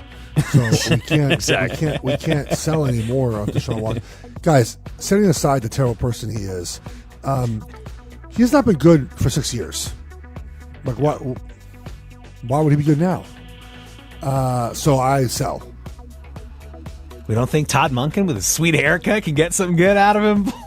Yeah, that's our guy. Todd's trying to get That's a our sweet guy. haircut. Yeah, thank you, Monken. Yes. Thank you, Todd. And finally, guys, just moments ago during media availability in Cincinnati, Joe Burrow telling the reporters, we've got everything we need in that locker room. We just got to go make it happen. So with that, Bleck, you buying or selling Joe Burrow? You know, I'm actually going to buy. I believe Burrow. I don't know if this is the first time that they've had, quote, everything in the locker room. Their defense has been bad the last couple of seasons. And we know when Burrow is healthy, they are a competitive, if not playoff team, or a team that can get to the Super Bowl. So I'm going to buy because I think, to me, as long as Burrow is healthy, they do have everything they need in that locker room. Jeff, buying or selling on Joe Burrow? Do you know how many times Joe Burrow's been in the playoffs in his career? Let me guess. 4? I'm going to go 2. Oh, yeah, I got wow, it, too. 2. Yeah. And one was the year they went to the Super Bowl, right? And the other year they lost to Kansas City in the AFC title game. 2 years. That's it. Now, he's been hurt. There's other reasons for that, but 2 years been in the playoffs. So I'm buying the fact our team is much better. I'm selling the Bengals, though. I don't. I got to trust the Bengals. I don't trust them. There's no reason to trust the Bengals right now. But I buy the team is much better. I will give Joe Burrow that. I'm not buying stock in the Bengals doing having another Super Bowl run this year. And that does it. We're two- Stock Watch, guys. Yeah. Good luck to your portfolios. You can keep on talking a little Joe Burrow. Yeah, thank you, Raj. Appreciate it. Sorry to cut you off. I would say in those 2 years that they made the playoffs, did they go on the road in both seasons and win at Buffalo?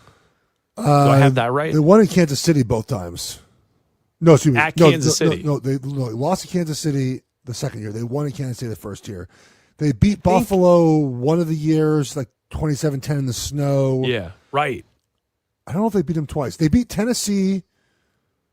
Before they went to Kansas City. I believe that was the year they beat Tennessee. So, but they beat them once for sure. I'm going to actually check right now if they beat them twice. But that's it. Joe Burrow's been in the playoffs twice. That's it. Yeah.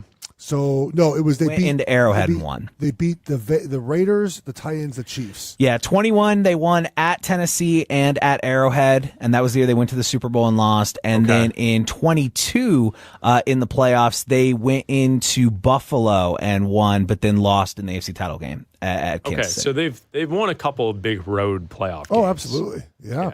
Okay. Yeah. All right. I thought I remembered that somewhat correctly. You're Bleck right. Abdalla, sponsored by Progressive Insurance. Save on commercial auto insurance from Progressive. Get a fast quote at progressivecommercial.com. Jeff Schwartz filling in for Abdalla today here on Bleck and Abdalla, hanging out. And, we have essentially we're at the low point of the NFL off season. We had all the coaching changes. We had free agency. We had the draft. And once again, Brian Flores did not get a head coaching gig. Will he ever get another attempt at a head coaching gig?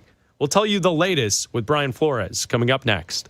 The Patriots want revenge. The Broncos want payback. The Bills want retribution. It's all on the 2026 NFL schedule. And vengeance has never looked better. Westwood One Sports.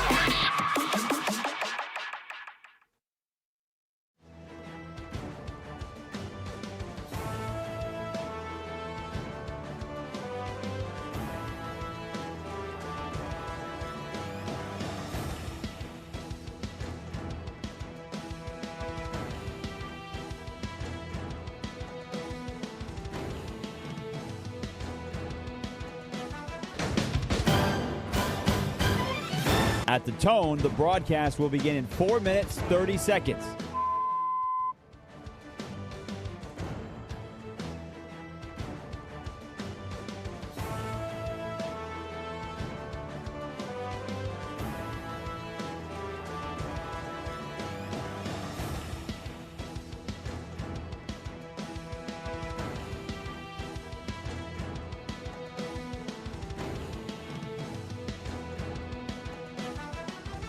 At the tone, the broadcast will begin in 4 minutes.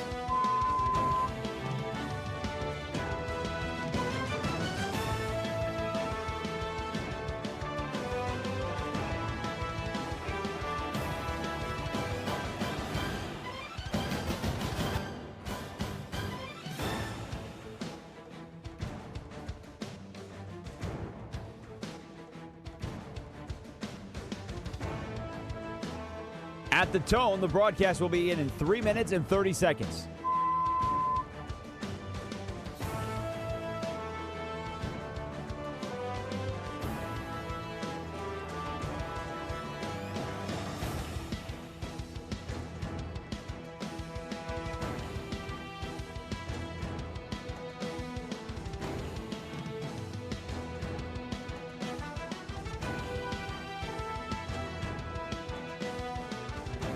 At the tone, the broadcast will begin in 3 minutes.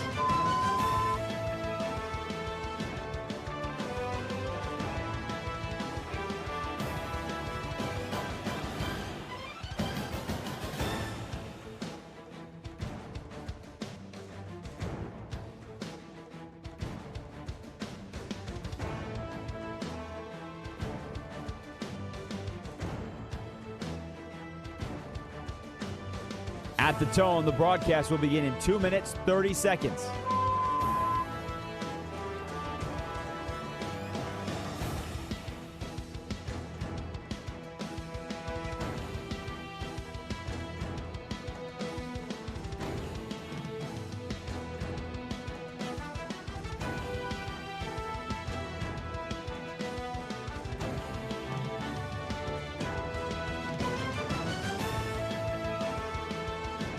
At the tone, the broadcast will begin in 2 minutes.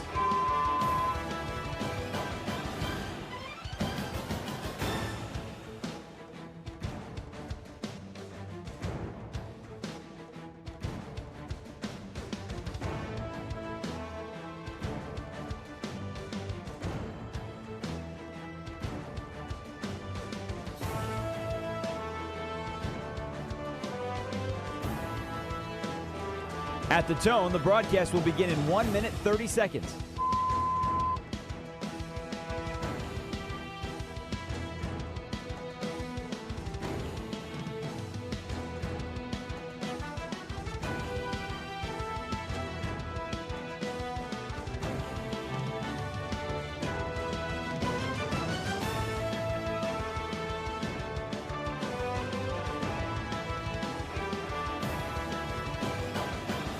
At the tone, the broadcast will begin in 1 minute.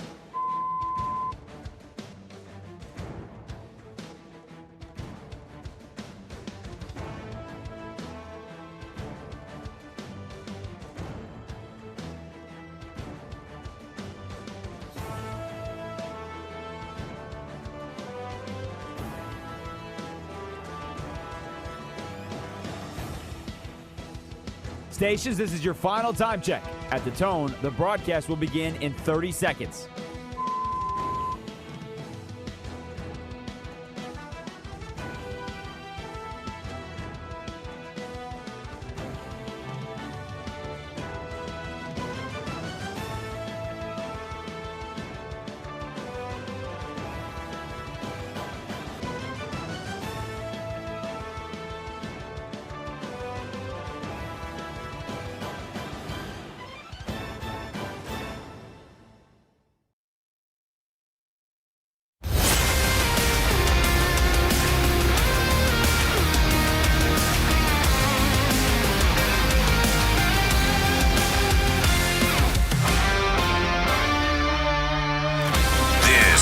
is Bleck and Abdalla on Westwood One Sports. Here's Chris Bleck and Adam Abdalla. Jeff Schwartz filling in for Abdalla today. Bleck and Abdalla here on Westwood One Sports and the Westwood One Sports app. Saw this story on ESPN.com. Filings reveal Brian Flores, his lawyers, served subpoenas to 25 teams. This is from the story. Brian Flores' lawsuit against the NFL intensified this week after court filings revealed that his legal team has served subpoenas to 25 NFL teams and served more than 1,000 discovery requests in an attempt to obtain league-wide hiring records communications related to his discrimination claims. The court filing didn't identify which 25 teams were subpoenaed. And the story's up there on ESPN.com. And Jeff, I was asking the question 5 minutes ago, will Brian Flores ever coach again as a head coach in the National Football League? Because it would appear to me, now that we've gone through multiple cycles of head coaches getting hired, that he is someone worthy of being in a spot to be a head coach again in the National Football League. But it does seem like the owners and the teams around the league are going to kind of shut him out of that opportunity based on the lawsuit he's filed against the NFL. I mean, do you know many companies that hire employees for better jobs when they're suing the company that they work for? I like that feels like quite simple, right? Even though it probably not fair, right? Not fair, but he's suing the NFL. Like, why are there? I guess in theory, maybe they would, hire him to stop the lawsuits, I guess, but then it feels like a pity hire, right? And I'm not sure that that's what they want. And I don't think any ownership group or franchise would really care that much, right? Like, I don't know, but I just think that it's hard to.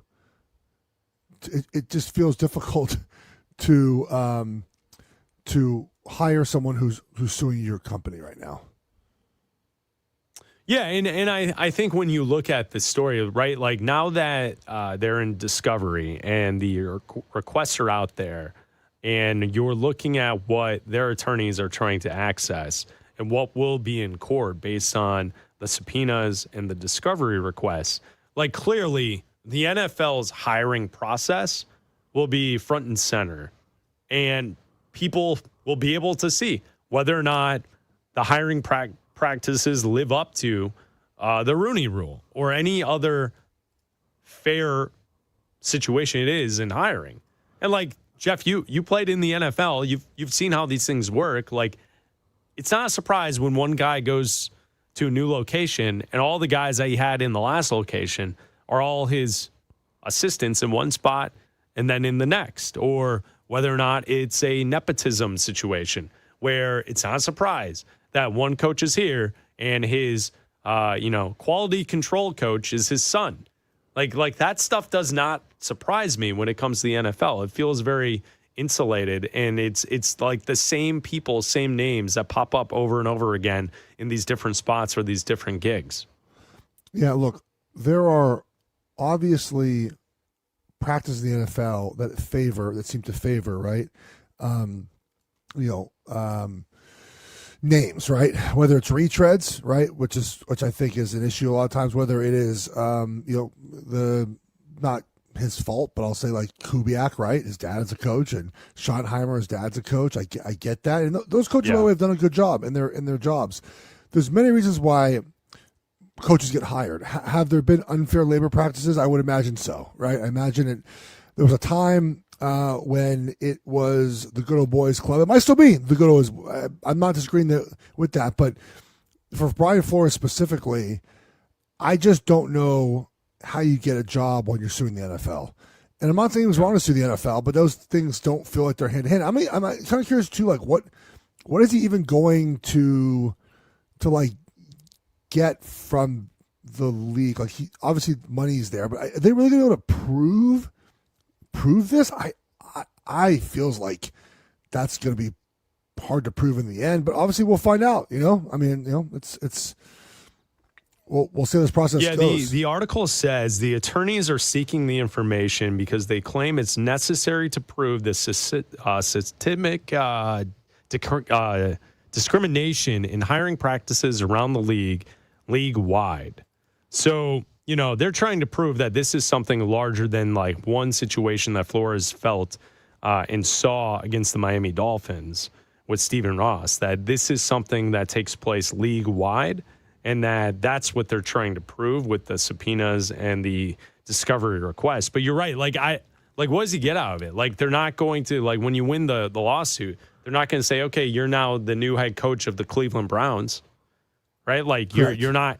And, like, what's also strange about it, right, is he's not likely to get another head coaching gig, but he is a defensive coordinator.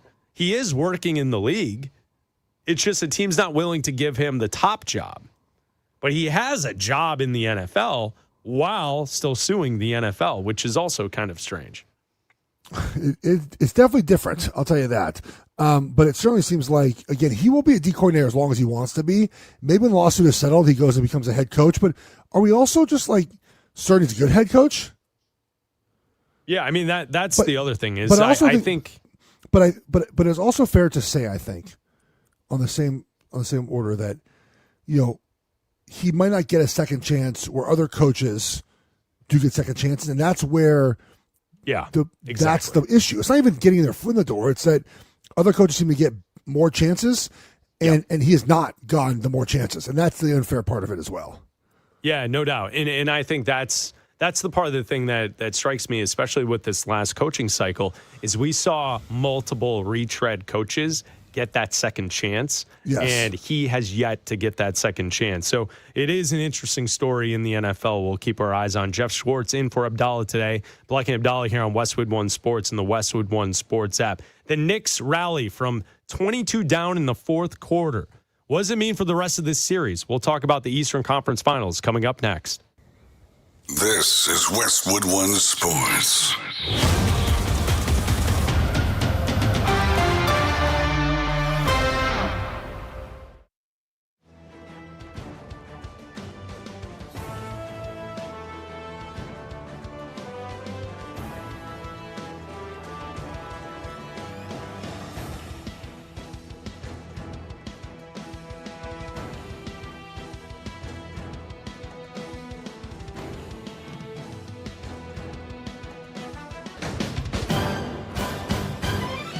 At the tone, the broadcast will begin in 4 minutes, 30 seconds.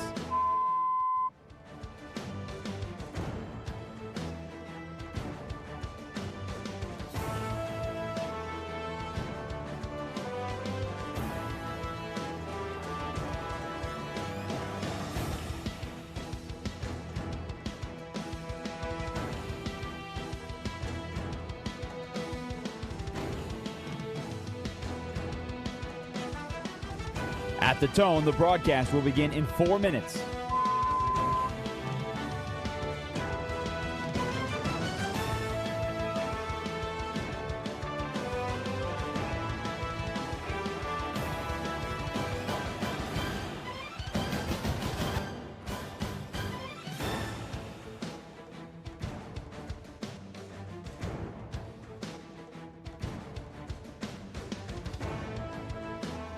At the tone, the broadcast will be in 3 minutes and 30 seconds.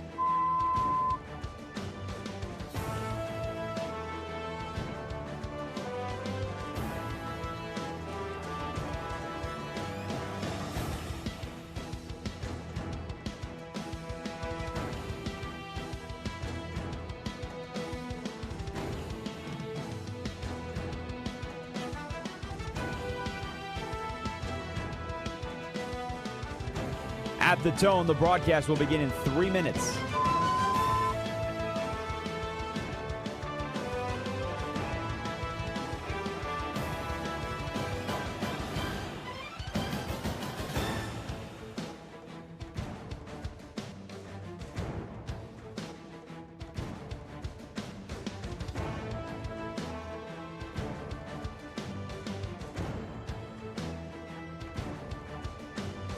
At the tone, the broadcast will begin in 2 minutes, 30 seconds.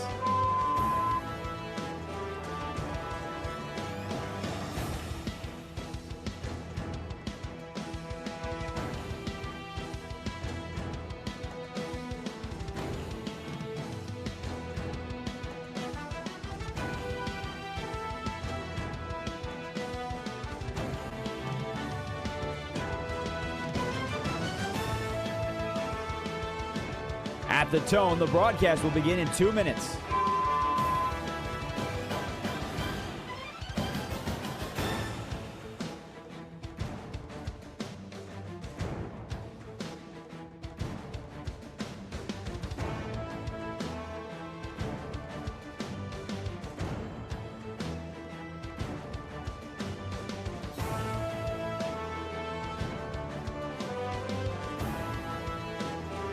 At the tone, the broadcast will begin in 1 minute, 30 seconds.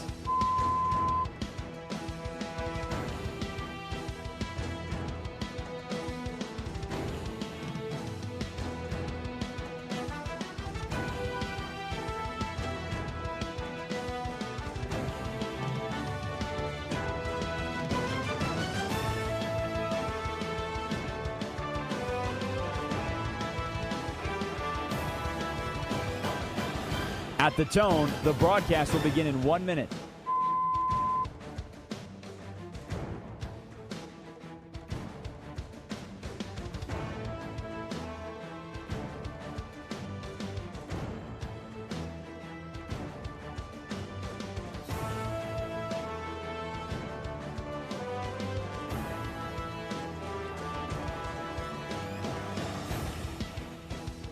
Stations, this is your final time check. At the tone, the broadcast will begin in 30 seconds.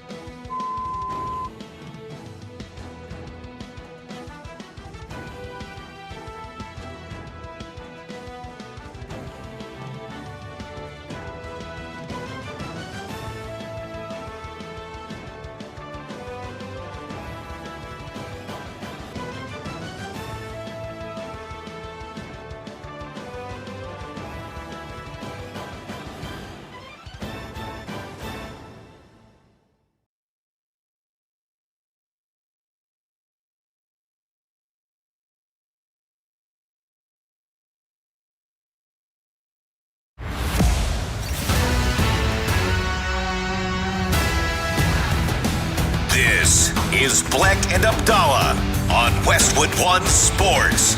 Here's Chris Bleck and Adam Abdalla. That's right, Bleck and Abdalla here on Westwood One Sports, the Westwood One Sports app, Sirius XM, channel 375, and all of our great radio affiliates around the country. I'm Chris Bleck, broadcasting live from downtown Chicago. Jeff Schwartz is in today for Adam Abdalla. He's live in Charlotte, North Carolina, and we're both hanging out until 3 Eastern with you right here on Westwood One Sports. Jim Rome will take over at 3 Eastern. You can call or text the show at 310-840-4910.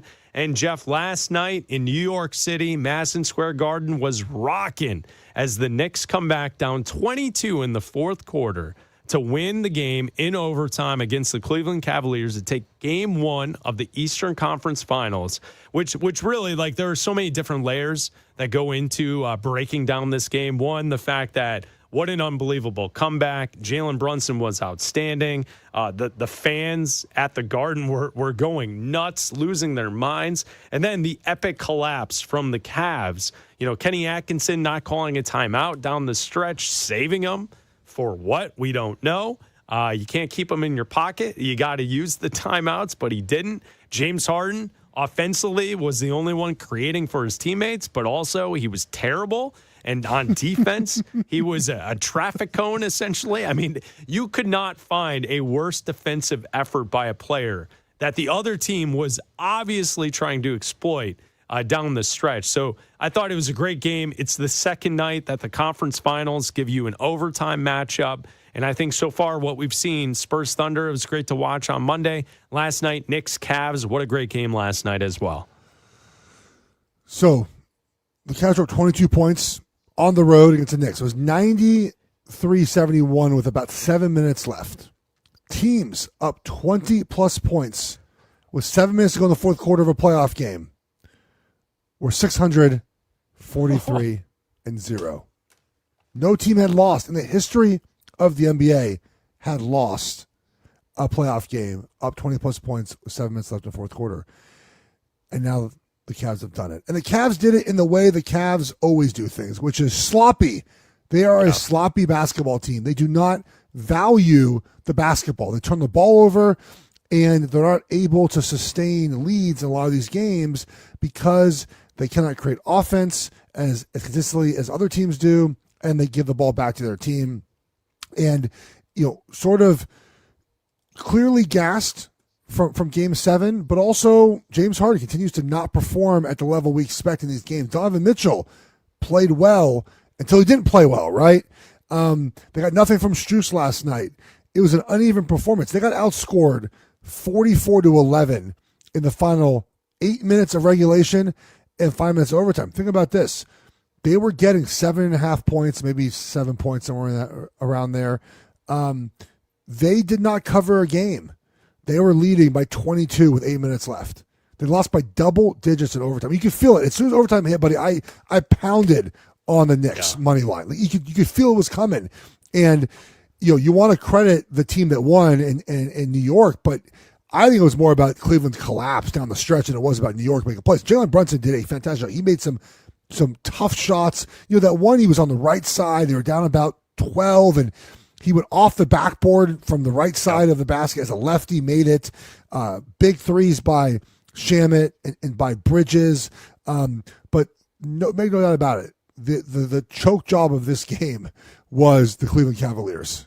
Yeah, and the Cavs clearly have a James Harden dilemma, right? Because defensively, he is unplayable. So I understand the idea that, like, how can you keep him out there when clearly what the Knicks are doing and what Brunson was doing was attacking him? I know SportsCenter, I have it on in the studio right now, and they're saying Brunson, the ESPN tracking, Brunson went 7 of 11 while James Harden was guarding him in the fourth quarter. Yeah, I mean, I'm not surprised. I mean, he was torching him. I would say, with that said, the James Harden dilemma is this. He is terrible defensively, but at the end of the game, the Cavs, when the basketball was not in James Harden's hands, they did not have anything offensively. They had no motion towards the basket. Guys were just stuck on the perimeter. The defense from the Knicks was too good. The only looks that they got down the stretch that were decent were because James Harden was setting up his teammates. So the dilemma is this. You could say, remove Harden from the court because he can't play defensively. But then on offense, what are you going to do? Donovan Mitchell looked hurt last night. So he kind of faded away at the end, and the shots were there. It's just the teammates did not bury those shots. Sam Merrill had a chance. James Harden hit him. The bucket was there. The basketball was almost halfway down the hoop before it came out. If not, the Cavs win the game.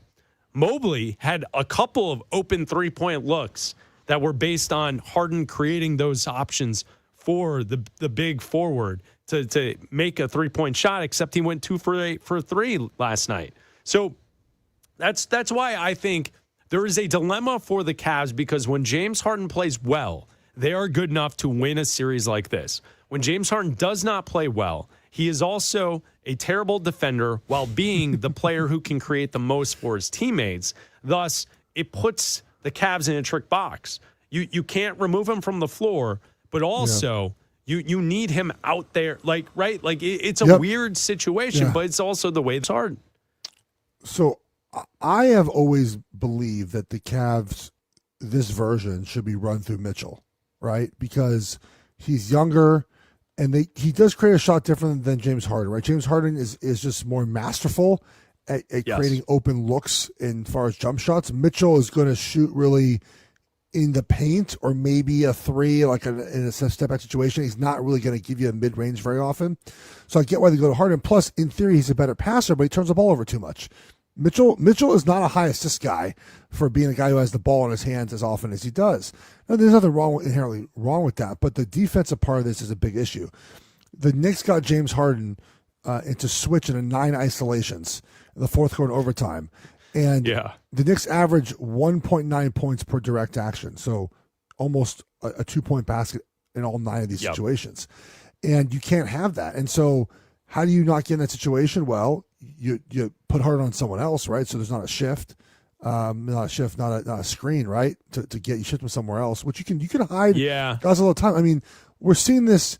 Chet is hiding from Wemby. Like, you can hide guys all the time on defense. I watch a lot of Indiana fever. They put Caitlin Clark a lot of times on someone who's not going to move very much on defense. Like, you can do it. You can find ways to hide guys on defense. But again, if you're gonna screen, that guy's going to come up and screen for Brunson. Yeah, you have to figure out a way to do it, or throw a second guy at Brunson when he drives and just say, "Hey man, someone else beat us."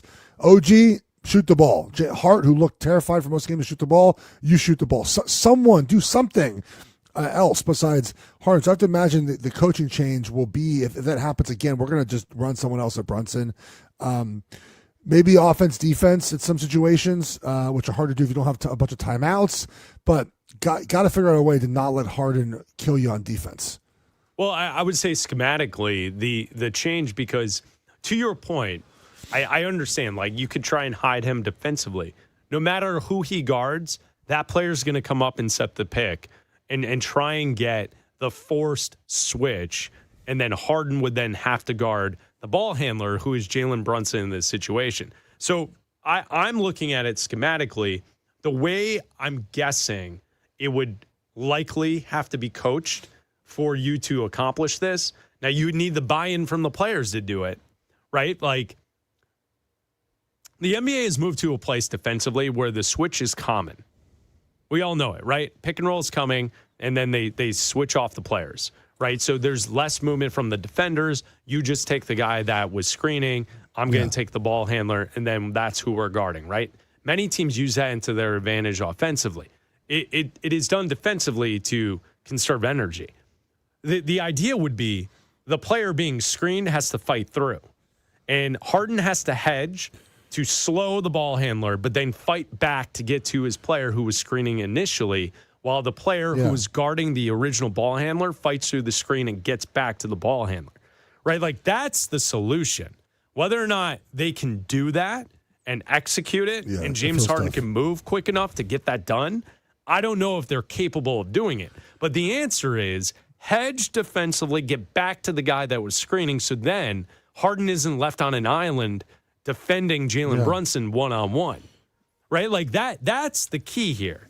And I just don't know if there's the buy-in or if they're able to do so. Because, like, I do think if you have someone like Max Strus who's out there, Strus is good enough defensively to fight through, but can Harden hedge enough and then get back to his defender? Because, like, what's killing the Cavs is not Brunson getting off of the screen and then a double coming with Brunson, and then he dishes to the screener for an open three. Like, that's not what's killing the Cavs. What's killing the Cavs is Harden on an island defensively with Brunson just eating his lunch. That's what it was last night, right? Like, schematically, that makes sense. That's how you would fix it. I don't know if Harden can move like that and play attentive enough defense at this stage of his career that's needed to be in those situations. Yes, I think that's a good way to put it. But also a counter to bad. You know what I mean? Because, like, Jeff, like, I don't want to interrupt, but, like, what stuck out to me last night was, like, while this was happening, every single time the screen would come and Harden would then switch off to the ball handler, he would fade farther and farther away from the ball handler, which tells me that he's tired and he's not giving the effort of, like, making life difficult for Jalen Brunson or whoever had the basketball. So sorry to interrupt, but go ahead. One way to play better defense potentially is to score more points on offense, right? If they scored 11 points in the last 13 minutes, just score more points. Like, it's a silly discussion, but, like, it's sort of that simple, right? Like, if you are going to play bad defense and you can't defend, you got to match points for points. It's hard. It's not the best way to do it, but you have to match points for points. So if they are, if that's an issue, which is going to be all series, Mitchell's got to. He really can't ask them to score more points, but he's got, maybe a couple more baskets. He got 28, I think, yesterday. But we need more from Strus. The answer is Evan Mobley. The answer is Mobley. Mobley has to hit those open threes. If I'm a fan, if I'm betting against Cleveland, all right, every time Mobley takes a three, I cheer. Like, I'm great, awesome. Take a three. Right, Mobley needs 20 a night, and he's just inconsistent, like a lot of players in the NBA. It's not that he's just all these big guys, Tim, Chet, like they're just sort of inconsistent, right? They're so big, and you think like, oh, let's be a post player, but they're not because they're not strong enough to do so. So they got to shoot threes, they have to go in transition, and their game tends to not be as proficient every single night, even though Chet had played reliable, into the series. Yeah, I'm with you. So I do think that Mobley's got to play better, but also the Knicks also just didn't play well for a long stretch of this game too. If the Knicks play up to their capabilities for the first 40 minutes, this game might not even have been close. Yeah, it's true. That's true. Out of the third quarter, though, the Cavs are rolling. They were getting their shots, or making shots, or playing good defense. They were out in transition. Like, it made sense. I don't think the Cavs getting up to the margin that they were was necessarily fluky. I just think that the Knicks weren't executing. And so that's where, if you get down to the stretch at the end of the game, if the Cavs would have executed, they win the game. You're right. Bad turnovers from Mitchell, from Mobley. Mobley, wide open three on the right corner. If he hits that, they likely win. If you have the other three-point option, Sam Merrill had a three at the top of the key. If that falls, game over. So, like, the options were there. And you know, I started this conversation 10 minutes ago saying, like, what does it mean for the series? You know, unfortunately for the Cavs, it does feel like if the Knicks are now right, the Cavs have no chance in this series. Like, it did feel last night, if the Cavs could steal a game, this could be an extended series, 6 or 7 games. But if the Knicks then show up in game 2 tomorrow night and they win and they play the way that they've played to this point in the playoffs, where they were blowing out teams, you know, they had all those games that they won by like 20-plus points here in the playoffs. If they show up like that in game 2, then there's no chance for Cleveland in this series. I would love to know, just personally, before the Cavs play, what type of team we're getting. I would make a lot more money betting on their games if I knew that, right? Like, think about this. So they, up until game 5 of the Pistons series, the home team had won every game of a Cavs game in the playoffs, right? They won the 4 at home against the Raptors. The Raptors won 3 on the road. And then the first 2 games, right, it was Detroit won 2 at home and Cleveland won the 2 at home in their place. Get to game 5, and they win on the road. And I'm like, wow. Oh, okay, this is new. Good win. I think they came from behind too, like, won that game. Go home for game 6, close out game time. The worst game they've ever played. The absolute abomination of a game. Effort, defense, rebounding, just get blasted. Then you go to game 7 on the road. They win again. Okay. And then now go game 1 on the road. They play good for 40 minutes and lose. Which team are they? Are they the team that won game 5 and won game 7? Are they the team that blew game 6 and blew the end of this game? So I don't know what I'm getting from Cleveland, man. I really don't. I think the Knicks will be better offensively because they just, I think, percentage-wise will be. But is Cleveland going to score 120 or 100? I have not. If I knew, it would be great. You'd be making a lot of money if you knew. It's Bleck Abdalla here on Westwood One Sports and the Westwood One Sports app. Jeff Schwartz filling in for Adam Abdalla today, hanging out. And you can always call the show at 310-840-4910. That's where we find Ray in Chicago. What's up, Ray? Hey, happy Wednesday, guys. What's up, man? Hey, Jeff. Love it when you're on the show and you're filling in for Adam. Hope Adam's doing well today. And Chris, and what's Raj? What is it, the name you want us to call you now from that interview? I like it. Shot on? I think he said Shot like on. Shot on? Yeah. I love Something it. like that. The next question comes from the line of Raj Sharan. Sharan? Yeah. Sharon?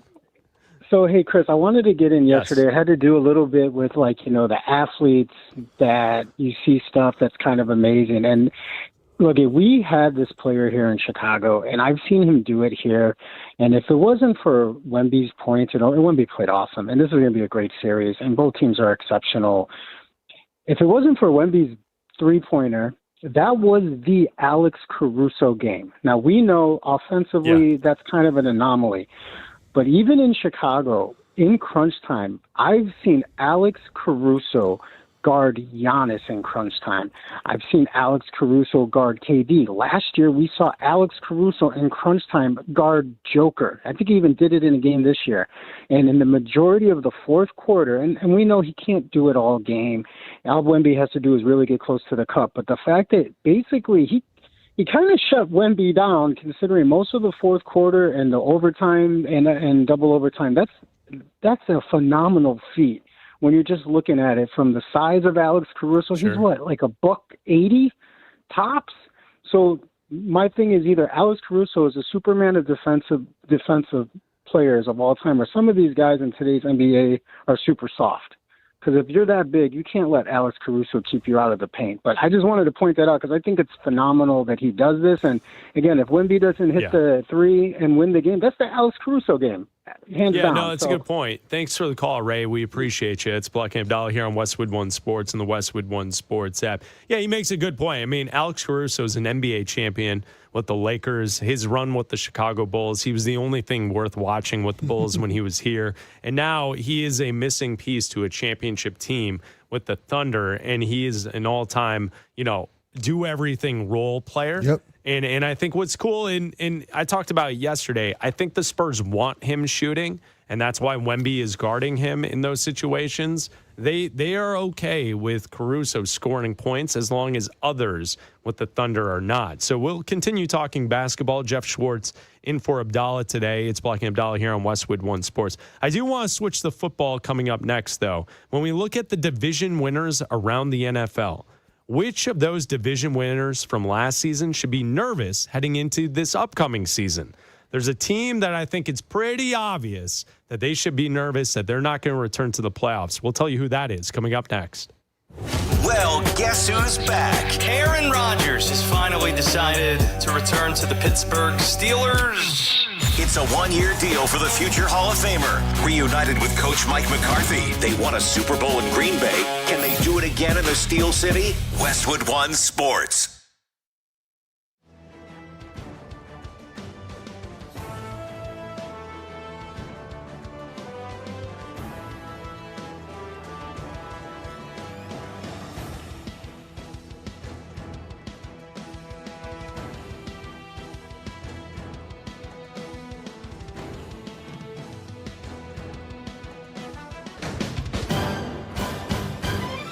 At the tone, the broadcast will begin in 4 minutes, 30 seconds.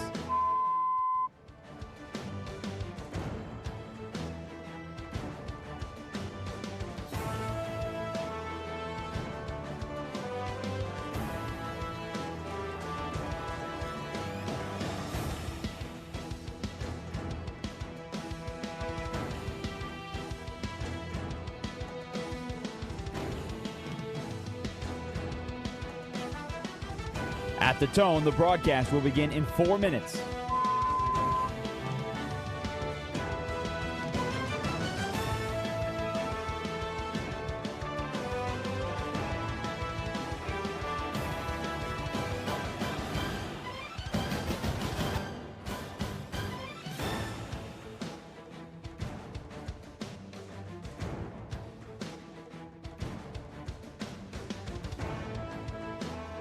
At the tone, the broadcast will begin in 3 minutes and 30 seconds.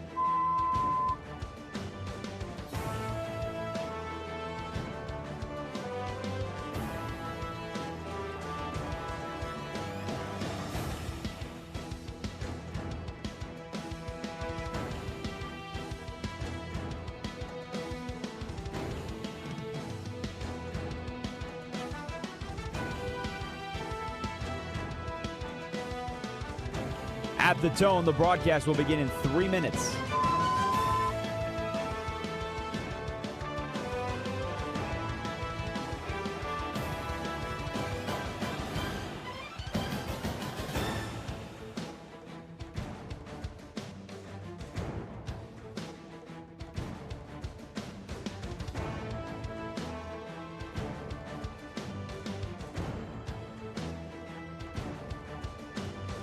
At the tone, the broadcast will begin in 2 minutes, 30 seconds.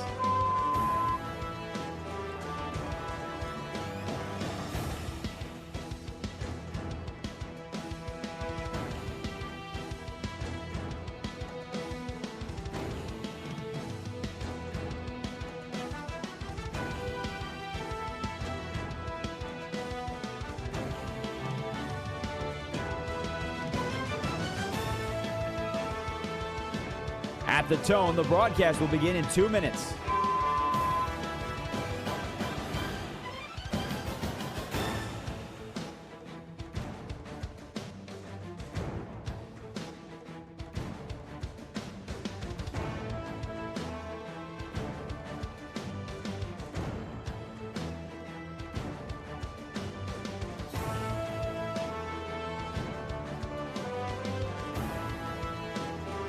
At the tone, the broadcast will begin in 1 minute, 30 seconds.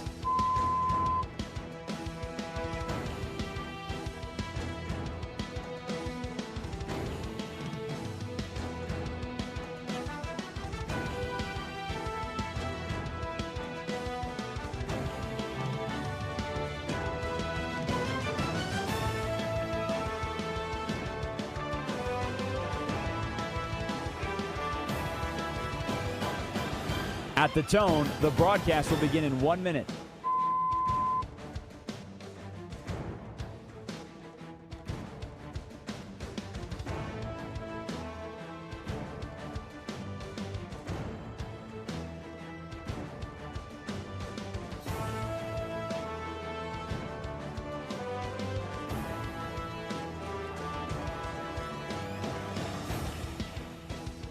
Stations, this is your final time check. At the tone, the broadcast will begin in 30 seconds.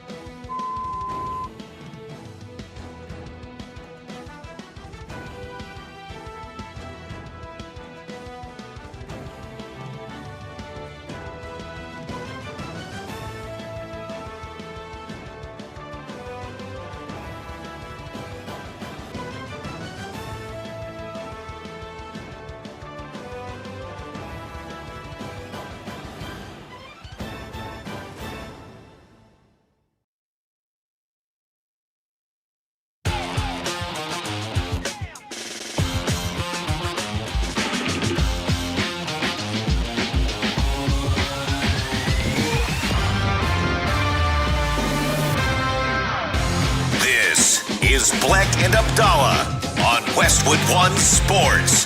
Here's Chris Bleck and Adam Abdalla. You know how this works. Each NFL season, it's absolutely unpredictable on who's going to make the playoffs and who's going to miss the playoffs. And every season, we get a team that we expect to be great, to fall back, and a team that's a last place team heading into the season surprises people. And they win a division, right? Bleck and Abdalla here on Westwood One Sports and the Westwood One Sports app. Jeff Schwartz in for Abdalla today. I found this article on NFL.com, the most and least vulnerable NFL division champs. Everyone who won a division this past season, Jeff, who should be the most nervous to not repeat as a division champion as we head into this next season? And the team that they rank at number one, I absolutely agree with, because their division is difficult. And this team is, with their quarterback situation, Aaron Rodgers back in the mix. Oh. He's there for OTAs this week. They have the Pittsburgh Steelers ranked number one, the Carolina Panthers at number two. Ooh, okay. So Pittsburgh being one makes a ton of sense. 10-7 last year. Baltimore 8-9, Bengals 6-11, Browns barely play football, 5-12. And it feels like with Aaron Rodgers, they're going to win 8 to 10 games. Very quite simply, right? The Ravens more healthy, new coach. You got to think they're better. The Bengals, we talked about it last segment or a couple seconds ago. The goods are there, right? The much better defense. Joe Burrow's healthy. It will be a 3-team race. I'm not sure Carolina is the team I feel would be second on this list. There's two other options I think are much clear. I think the Panthers win the division. That's probably why too. The other two teams that come right to my attention: New England Patriots 14-3. They're not going 14-3 again this season. They have a much tougher schedule. I don't know how much they got better this offseason. I think they got better a little bit, but I'm not sure they got that much better. So they open with Seattle, Pittsburgh, Jacksonville, Buffalo. They got the Bears, the Packers, the Lions, the Chargers, the Bills, the Vikings, the Chiefs. It is a much more difficult schedule for the Patriots this season. They're not winning that division. The other team that I think is up in this category is Chicago Bears. Yep. And this is going to sound odd to say, but I really do believe this. I think Chicago will be better this season, but have a worse record. Better this season, but a worse record. Yep. The NFL has showed there are a couple things that hold true year over year, and the Bears are in 2 of these from last season. 1, turnovers. Turnovers, you're high. You have great turnover ratio 1 year. The next year it stinks. And the Bears defense last year thrived on forcing turnovers, right? They forced a ton of interceptions. That is unlikely to happen year after year. But again, right, like their defense got better this offseason, okay? So that's good, right? That's good. But they had a plus 22 turnover differential. That is wild. They forced 33 takeaways. Okay, that's a lot of takeaways. All right, but they might be better on defense this season. All right, with forcing less turnovers, which is odd to say, but that's the truth. The second thing they did last year, which is not going to happen again, is they won 6 regular season games. They were trailing with 2 minutes left. Yep. Six of them. They won 7. The 7th in the postseason. That's not going to happen again. Now, you can argue that they might not play as many close games because they're better. Certainly fair. But the NFL is a 7-point league in the fourth quarter. It's what the NFL is. So I think the Bears could be better defensively. Caleb Williams better this year, completes more passes. Like, they're better per se, but so are the Vikings. So are the Lions. So are the Packers.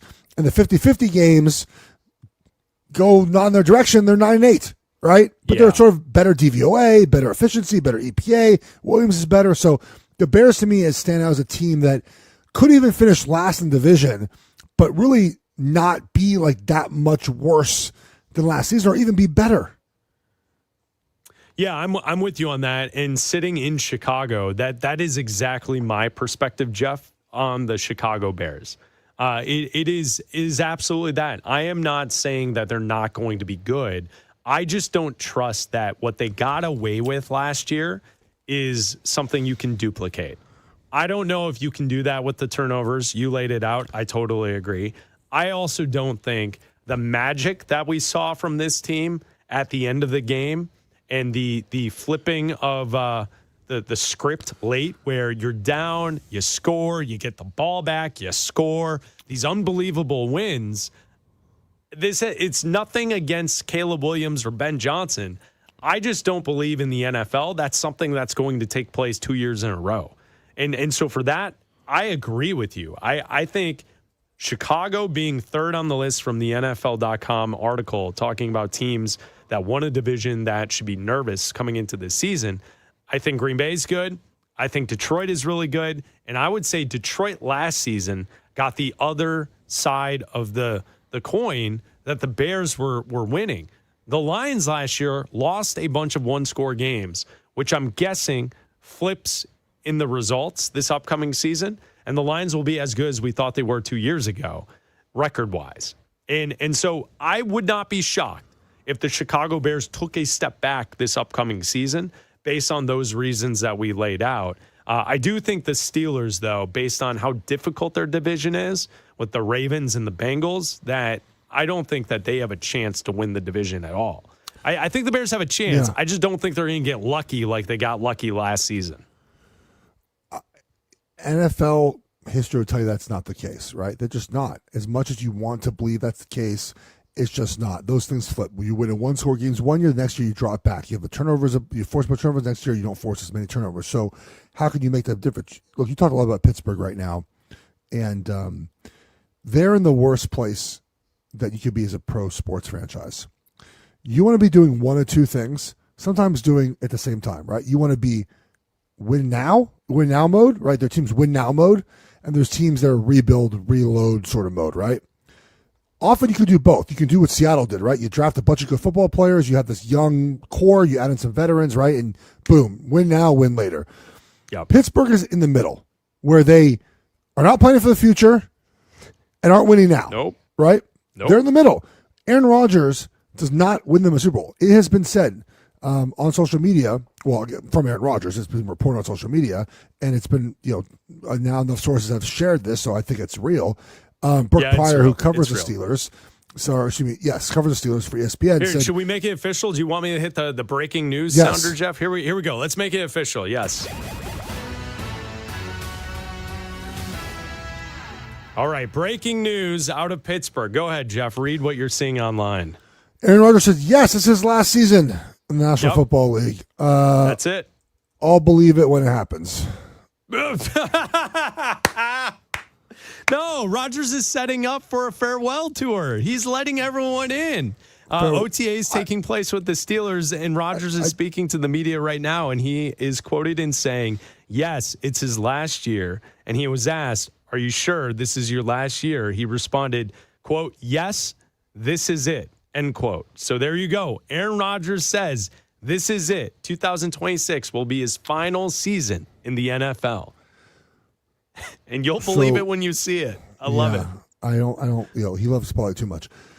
I love how he keeps saying that when he retires, he's never going to be seen again. Okay. I mean, great. See you later, buddy. Take care. So with that news, if you're Pittsburgh, why? Why are you playing him? What's the point of playing Aaron Rodgers? If you win the division again, you make a playoff as a wild card team, you're not winning Super Bowl. Okay? Let's be clear right now. Not winning Super Bowl. Yep. So what's the point of this? What's the point of playing Rodgers? Play a young guy. Play Will Howard. Play Drew Aller. I mean, I think Drew Aller stinks, but play him anyways. Play someone else. Do something that looks like you're planning for the future for once, instead of this every single year during win now mode without a quarterback or roster that can win now. And I just don't get it. I don't know why Pittsburgh. You don't have to publicly admit we are tanking the season. You can do it with the way you build your roster, and most importantly at quarterback. Just start Will Howard. Go 5-12. Battle every week to win, but you're not good enough to win. And draft 7th overall. And draft one of the 10 quarterbacks next year's class. But they refuse to do it. They'll finish with 8 to 10 wins. They'll draft 17 and draft an offensive tackle. They're not going to. It doesn't make any sense. Oh, I totally agree with you. It has not made sense this entire offseason. The waiting around to find out whether or not Rodgers is going to play this year, just to tell us he's only playing 1 year, it doesn't do anything. I don't think it does anything for Steelers fans. You know, Jeff, Abdalla and I were at the NFL draft. We were there for the couple of days for the first round. We were backstage. We got to talk to all the players when they came off of the stage. We also walked around in downtown Pittsburgh, and we went to the fan festivals that were taking place on both Thursday and Friday of the NFL draft. And Abdalla made the observation the first day we were there. And then Raj, myself, and Abdalla, the rest of the time that we were in Pittsburgh, we kept our eyes open for it because Abdalla was right. And what he observed was walking around in downtown Pittsburgh for the NFL Fan Fest. You have fans from all over the country, but mainly Pittsburgh fans were out in their Pittsburgh gear, jerseys. We did not see one Pittsburgh Steelers Aaron Rodgers jersey the entire time we were in Pittsburgh. We saw Russell Wilson. We saw like Byron the most Leftwich. random Byron Leftwich. Yes. We never saw Aaron Rodgers. NFL jerseys from every team. We saw Steelers legends. We saw Steelers quarterbacks from the past that weren't any good. I saw Justin Fields Steelers jersey. Like there was zero representation of anyone being a fan of Aaron Rodgers in a Steelers jersey when we were there. So I can't imagine Steelers fans being pumped that this is their situation at quarterback for the next year because, Jeff, you nailed it. You called it. What's going to happen is they're going to be good enough to compete for a wild card but miss the wild card. But they're not going to be bad enough to be picking in the top 10 of the NFL draft next season. So they're essentially just stuck. And then what? Next year, after you burn this season, after all the great quarterbacks go in next year's draft, next season, you start someone like Drew Aller or Will Howard, and then you stink. And so 2 years from now, you're drafting a quarterback. It makes no sense whatsoever. None. None whatsoever. And I want to make a point here on Will Howard and Drew Aller. So the NFL is mostly a league comprised of first-round picks and second-round picks that are the core of franchise quarterbacks in the NFL. Of course, there are outliers, right? There are outliers with Dak Prescott, with Brock Purdy, But for the most part, it is quarterbacks drafted in the first round or the middle to upper second round. So the idea that Will Howard is a franchise quarterback at any point is a joke, right? It's not going to happen. And even like a Dak Prescott, he became the starting quarterback because Tony Romo got hurt and they took advantage of it. A lot of these guys don't even get the chance to be the starting quarterback. Like, when is Will Howard going to get a chance to be starting quarterback? It's just not going to happen. It's just not going to happen. So this is why this year was a time to really figure it out, even though I disagree it's going to happen this year, because Rodgers provides them nothing for the future. So they're going to probably draft a quarterback next year in the draft, as they should. But they just have Pittsburgh just has failed to want to seem to address this in a manner that makes their team that much better. And you have to go for it at some point, man. You got to try. And it feels like they're not even trying. No, it doesn't feel that way. And it's poor planning for the future. And I think as a fan of a team, that's got to be one of the worst places you could be in, where your team is not actively thinking about the future. And I can speak to that just being a basketball fan in the city of Chicago.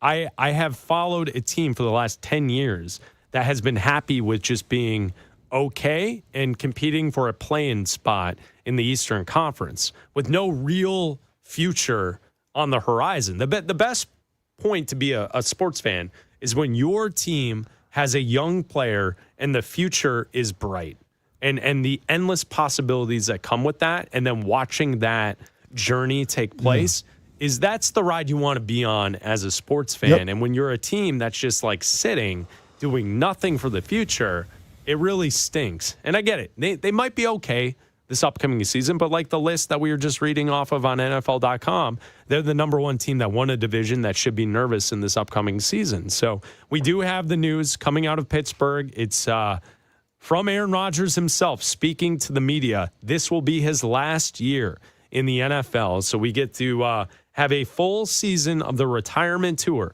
for Aaron Rodgers. It's Bleck Abdalla here on Westwood One Sports. Jeff Schwartz filling in for Abdalla today. We're sponsored by Progressive Insurance, protecting your business vehicles 24/7. See if you can save at progressivecommercial.com.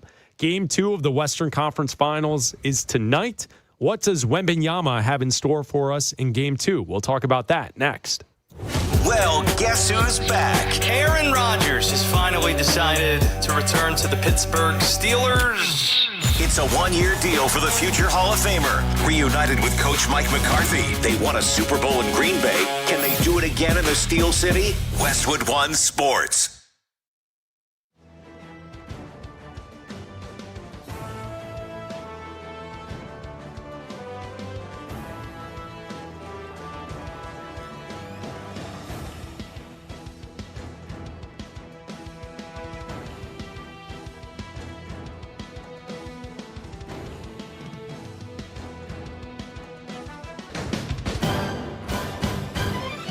At the tone, the broadcast will begin in 4 minutes, 30 seconds.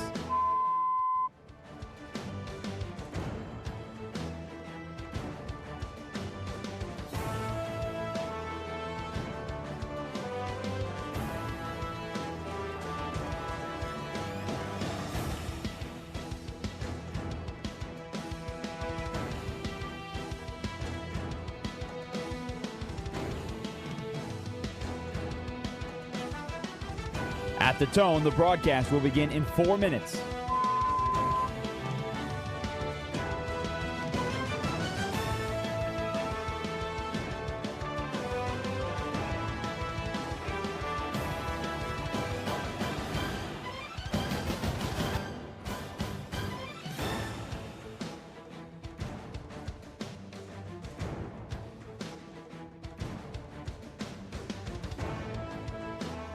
At the tone, the broadcast will begin in 3 minutes and 30 seconds.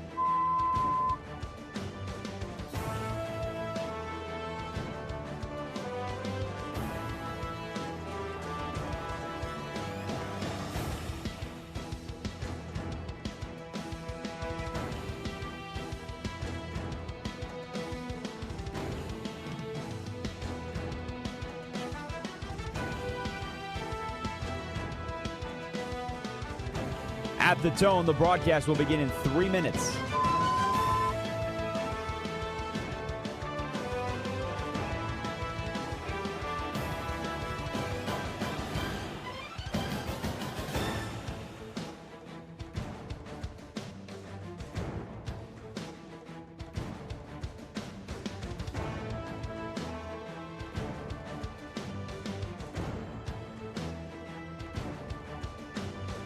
At the tone, the broadcast will begin in 2 minutes, 30 seconds.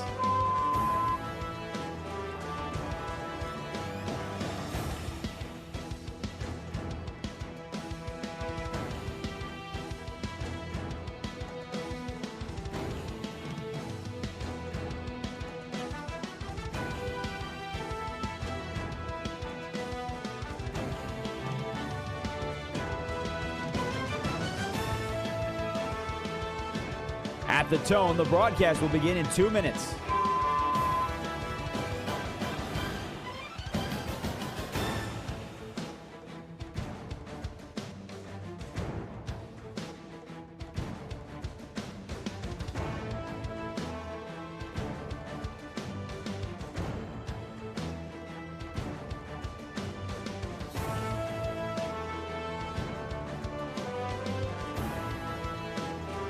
At the tone, the broadcast will begin in 1 minute, 30 seconds.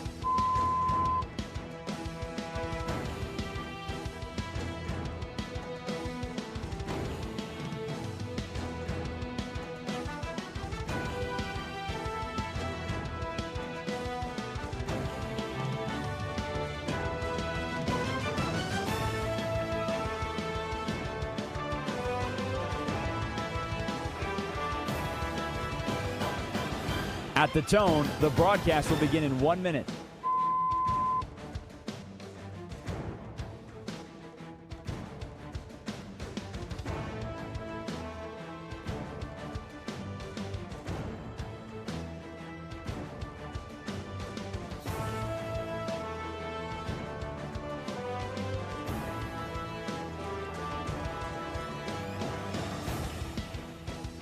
Stations, this is your final time check. At the tone, the broadcast will begin in 30 seconds.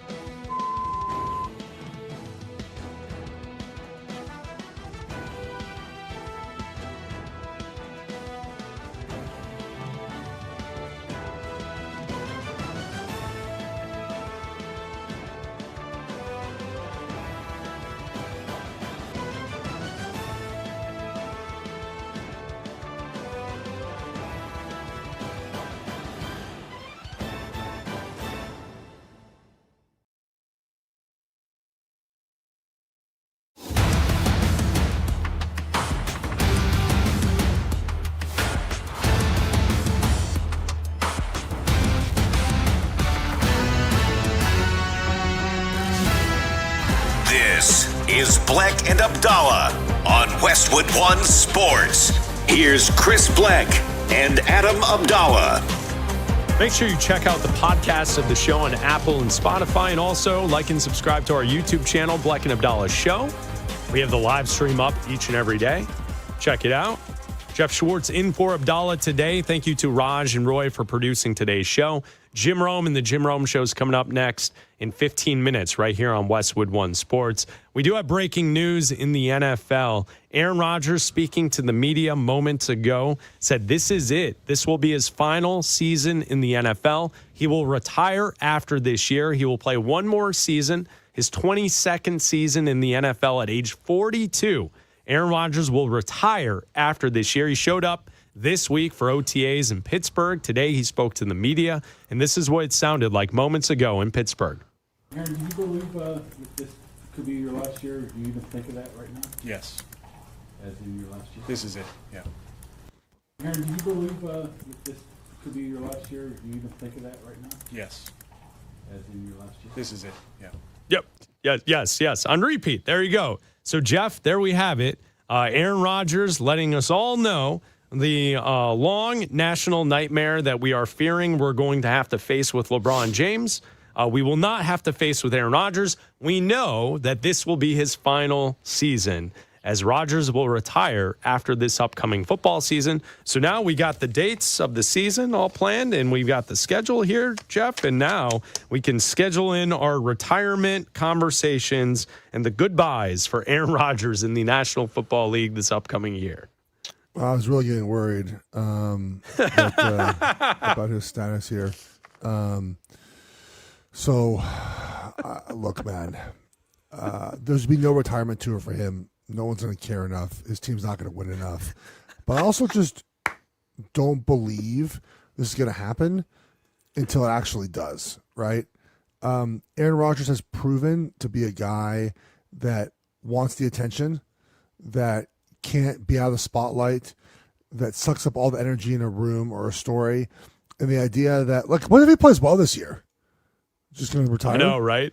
He throws 30 touchdowns, 6 interceptions, and the Steelers, prove you and I wrong, and they win the division. He's just going to walk away.